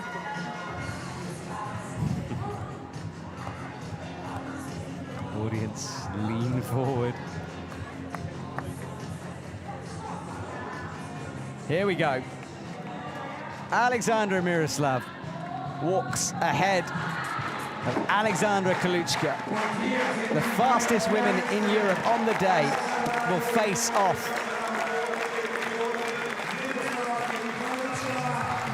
Miroslav moves the timing pad closer to the right, getting in the perfect position. Oh, I've got such sweaty fingers here in the commentary box, but I hope you have at home. Alexandra shuts her eyes there on the right. Kaluchka versus Miroslav. Here we go. At your marks. Eyes upwards. Ready? All focus. No false starts, please. And it's a clean start. Alexandra Miroslav is already ahead, but look at this as Kaluchka comes back. Alexandra Miroslav slips down low, and Kaluchka, oh no! Right at the top, Alexandra Miroslav came back from nowhere to take that victory, and you can see Kaluchka with her head in her hand. She was ahead all the way through that final part of the route, and something, I mean, it was so quick I barely saw it. How did Alexandra Miroslav pull that one back? Crazy scenes here in the stadium. And they hug, but that was unbelievable in the final section of the speed walk. Miroslav made an uncharacteristic mistake down low, which allowed the door to open for Kaluchka, but something happened at the top. Let's watch this again. There was a hesitation. That was the slip from Miroslav. How did she find the speed? Oh, it was literally that last hold for Alexandra Kaluchka that did it. She knew in that moment, and look, that was the moment. There was a double foot movement instead of a leap, and that allowed Alexandra Miroslav to come back in the air to take the gold medal. I don't think I've seen a finals like that.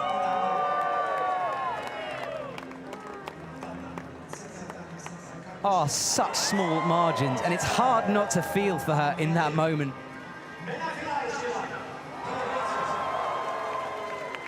What a race. What a race. Well, I'm pulling myself together here in the commentary box because we have to. It's time for the men.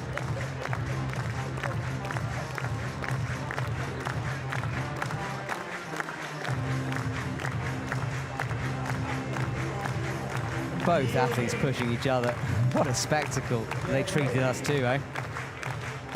So here we go. The audience start to clap. We build up. Two final men remain. Daniel Boldyrev, the giant of a man, and Marcin Dienski, who has that style show of power and speed up the wall. He's entering first. Daniel takes his time as he thunders across the stage.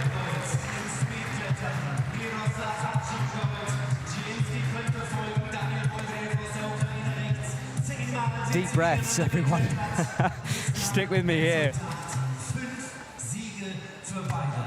Two athletes who have peaked at the perfect moment. Everything has gone right up to this point. Who can keep it together in the final second? Less than 7 seconds will decide gold and silver medals here, if all goes well. We've already seen drama, though. What will the men treat us to? They turn. Marcin Dienski on the right. Daniel Boldyrev on the right. Ready? Complete silence here in Munich. Well, it's a quick start from both. Daniel Boldyrev at the moment, though, is slightly ahead, perhaps. Marcin Dienski slips at the top, and it is going to be Daniel Boldyrev who takes the gold medal. Held it together, and I said it was going to be tight. And Marcin Dienski slaps his thighs in frustration because he knows that slip just cost him. But there, look, as he climbs back up the wall to celebrate. That is his trademark when he takes victory. And he goes once again to the very top, hanging above our stadium, hyping the crowd, and the world champion is a European champion. Brilliant stuff from him. Now the mascot waves get loud sign at the audience. I don't think they need telling. Brilliant race, and he can hardly contain himself there. Goes and greets Marcin Dienski, but oh wow, what scenes. And I tell you what, there is going to be a party here tonight. Ukraine, be proud of your athlete. The flags are waved. What a statement, hey? What a moment.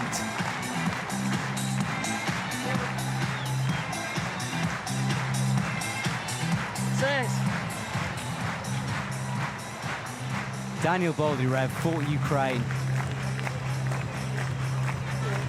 Hard to find the words, to be honest. I'm actually struggling here. If sport doesn't bring out emotion, what does?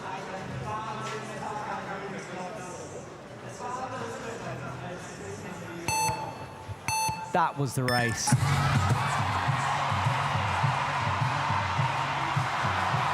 Marcin Dienski, that slip cost him dear. Well, the audience file out of the stadium. What a final, what an afternoon of sport. Thank you so much for watching. If you joined us back at home.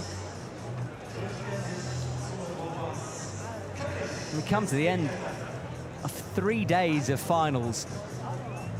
As climbing athletes show the world what this sport is about.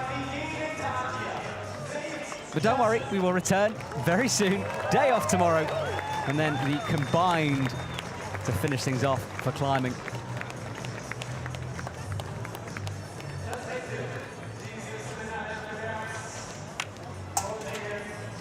Amazing scenes. He climbed back up the wall to celebrate. That is his trademark.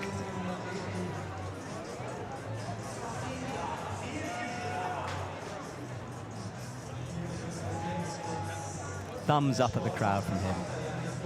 Well, we'll say goodbye, ladies and gentlemen. Let you celebrate the podium as we leave the auditorium. We'll return later on in the week for the combined 8 athletes making it through to that final at the end. My name is Matt Groom. It's been a pleasure calling all of the action. We'll be back soon with more climbing from the European Championships here in Munich. Have a wonderful afternoon, everyone.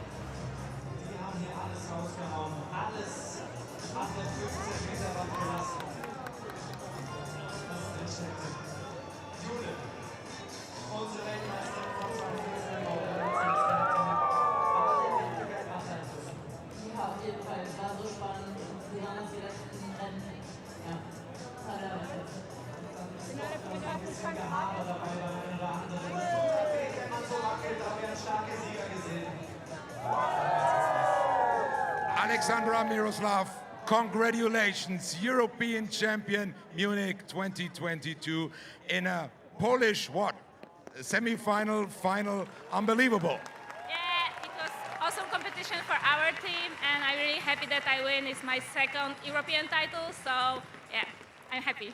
Is it something special to fight against a team member?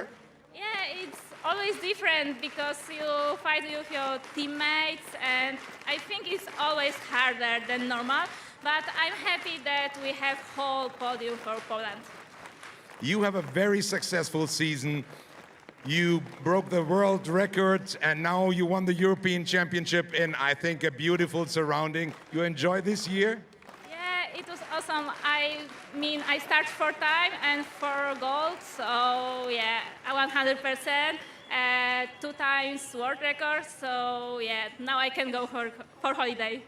You can go for holiday. We say thank you very much. Congratulations, European champion Munich Speed, Alexandra Miroslav. Die immer allen wegklettert. Alexandra Miroslav, glückliche Gewinnerin.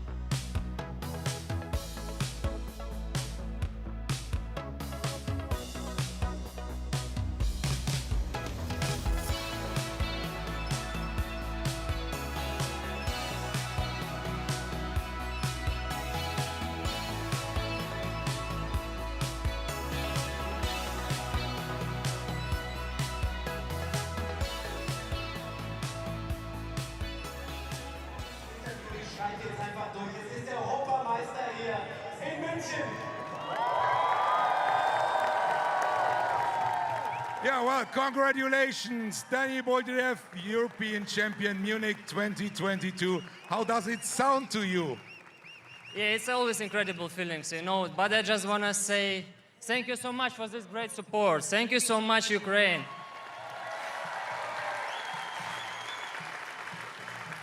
We are Ukrainians. We are proud about this. And, you know, I already did European champion before. But today it's so important for our country. You know, it's medal for our country, for our soldiers, for our children, for our Ukraine. I love Ukraine so much. And I want to say that, trust me, I don't want that will be war in any country because it's so bloody. Yeah, and thank you so much. I feel this support, really. I feel this support. Thank you so much. You showed your muscles several times. Let's talk about sport. How hard was it here fighting against to get into this final and then finally win it? Okay, about sport. Good questions. Thanks. Yeah, speed climbing. Today it's so strong and tough sport because we have just one chance. You saw this, but you need to training so hard every day. Track and field, swimming, jumps, lifting, and you need to train 20 runs, 30. And you don't have chance for mistake. And when you come to comps and you have great support, you need to be so in good mental things, you know. It's so important because you have just one chance. But if you understand this case, if you understand how you need to climb, how you need to prepare your muscles for every run, because sometimes muscles too heavy, because it's a lot of adrenaline and something like this. But if you really believe in yourself, if you train hard, you always can do first medal and can be champion. But I want to say that everyone today in finals in 16 and also athletes who participate, it's also champions, you know. We have so small difference between first and 20 place, you know, it's just so small. And yeah, everyone champion. Today, my day, I did this, but you know, Thank you. champions. Thank you very much. European champion Munich 2022, Daniel Bourdiev.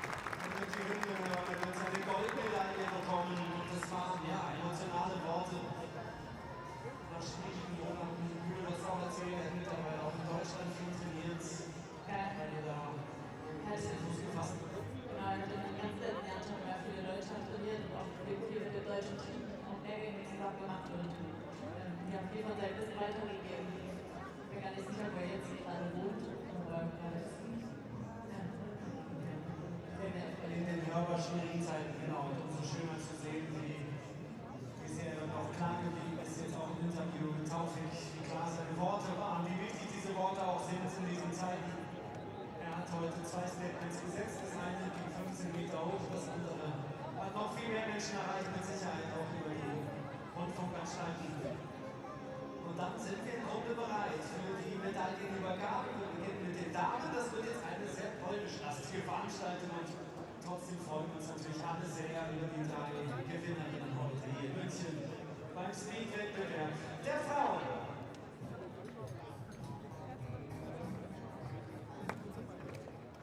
Bumper geht los und wir gehen in Moment langsam.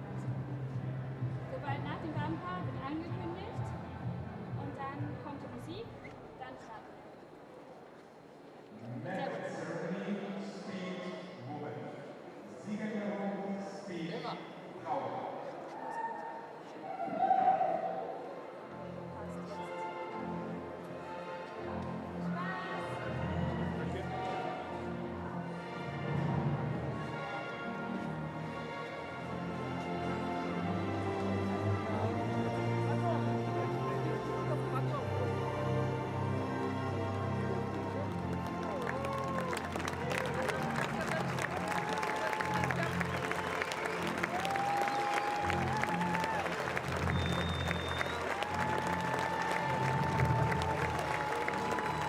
The medals will be presented by.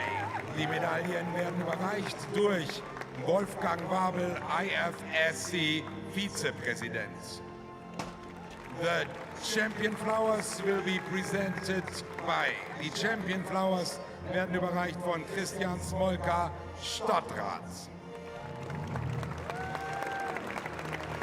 Bronze medalist representing Poland. Gewinnerin der Bronzemedaille für Polen, Natalia Kaluczka.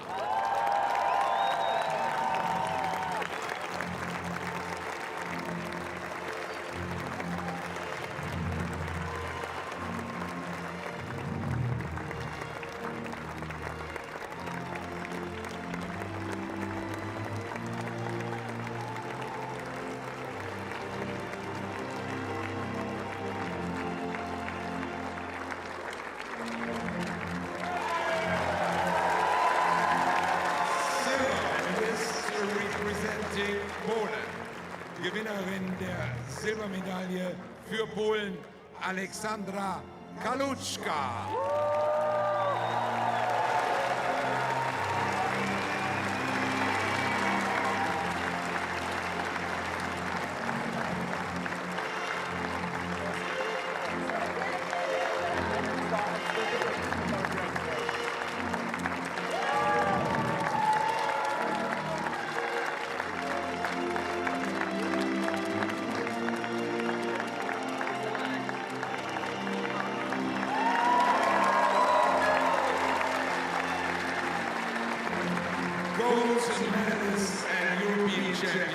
Representing Polen, Gewinnerin der Goldmedaille und Europameisterin für Polen, Aleksandra Miroslav.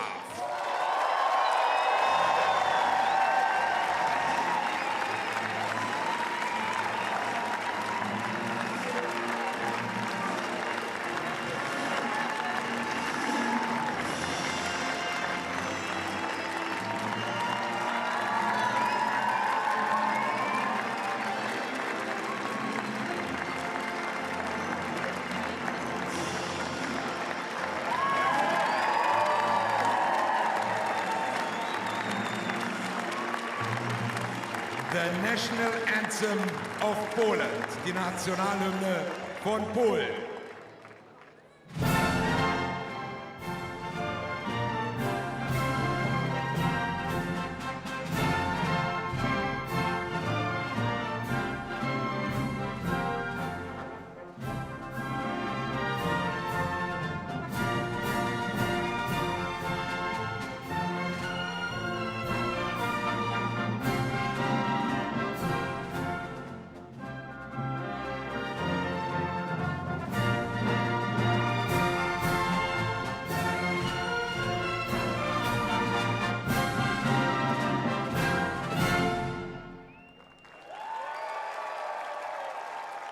The medal winners, Speed European Championships, Munich 2022.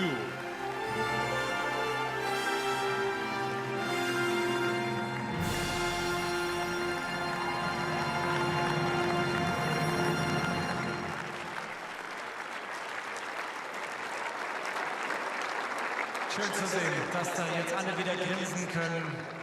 Gerade nach dem Finale war da erstmal viel Frust dabei, natürlich viel Frust, verständlicher Frust bei Kalutschka, die so knapp dran vorbeigeschafft ist, hier die große Favoritin vom Thron zu stoßen. Alexandra Miroslav hatte auch so ihren Wackler drin.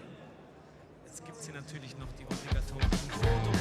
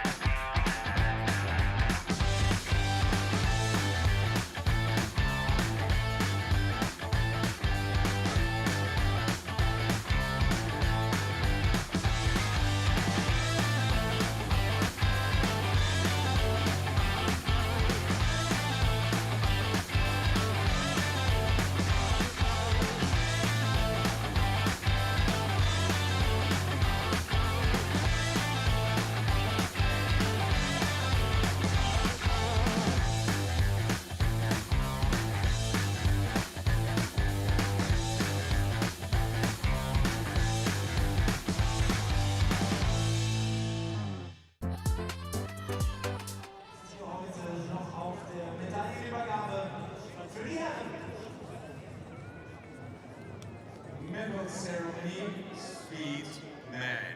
Siegerehrung, Speed Männer.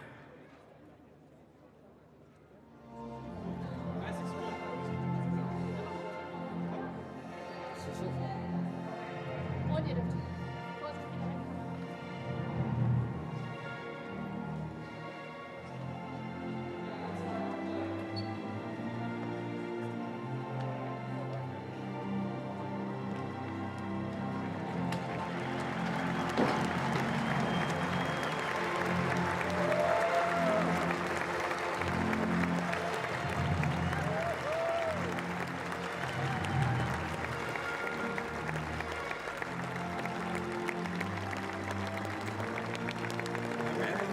Vorsicht, wieder weg.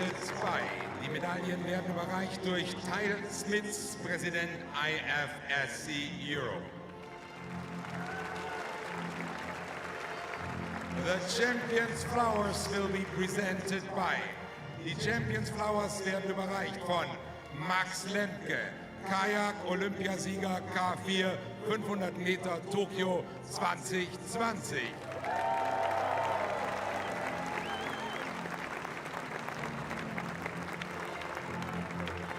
Bronze medalist representing France. Gewinner der Bronzemedaille für Frankreich, Guillaume Moreau.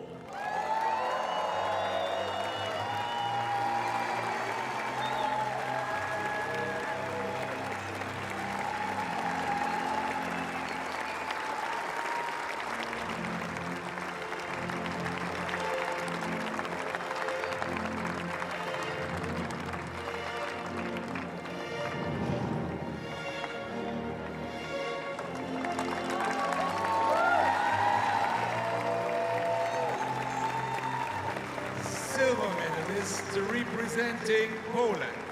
Gewinner der Silbermedaille für Polen, Marcin Cienski.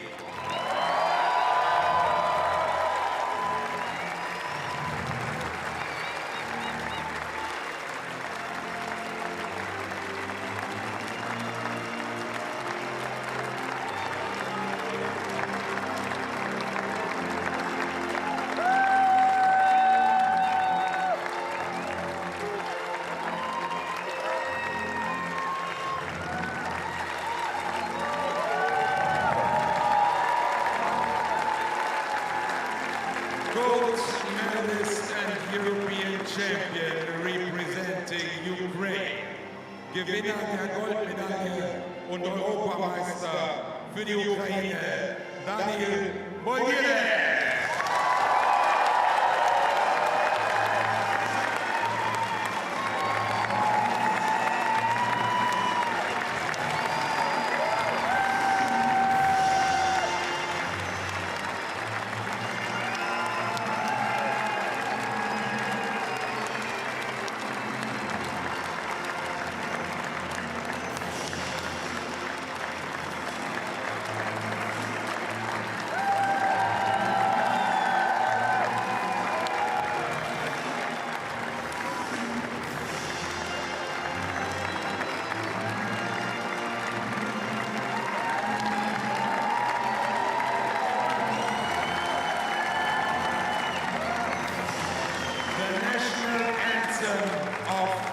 Ukraine, die Nationalhymne der Ukraine.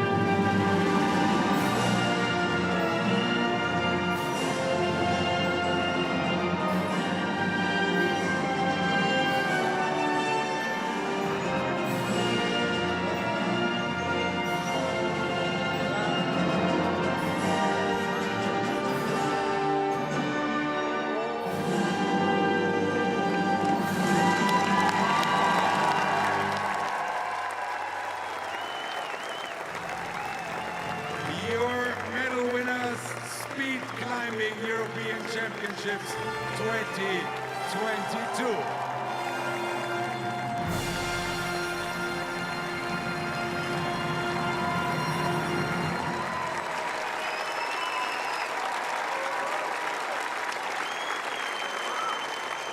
Wow, München, was für ein weiterer unfassbarer Klettertag hier am Königsplatz. Ich sag's immer wieder, die schönste Sportlocation, die man je gesehen hat im Klettern. Also, das war's mit dem Speed. Morgen ist frei am Königsplatz, zumindest was das Klettern betrifft. Volleyball wird auf jeden Fall gespielt, um sich vorbeizugehen. Wir sagen Danke, wir sehen uns hier wieder 15 Uhr, Mittwoch. Das sind die Frauen dran mit dem Combined und dann am Donnerstag zum Abschluss gerne mit dem Combined. Das war's. Danke, schönen Sonntagabend. Kommt Sie gut nach Hause. Servus, Bierzeit.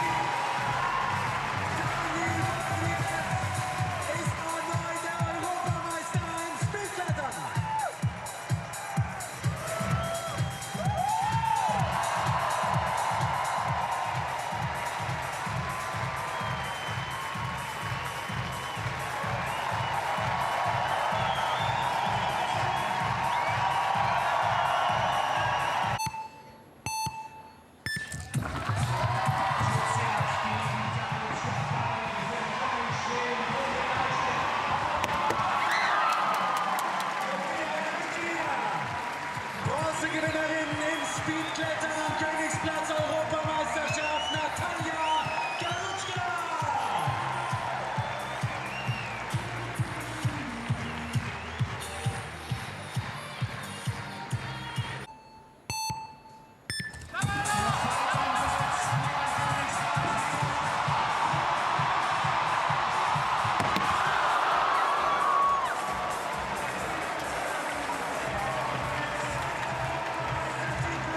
In ihrer Karriere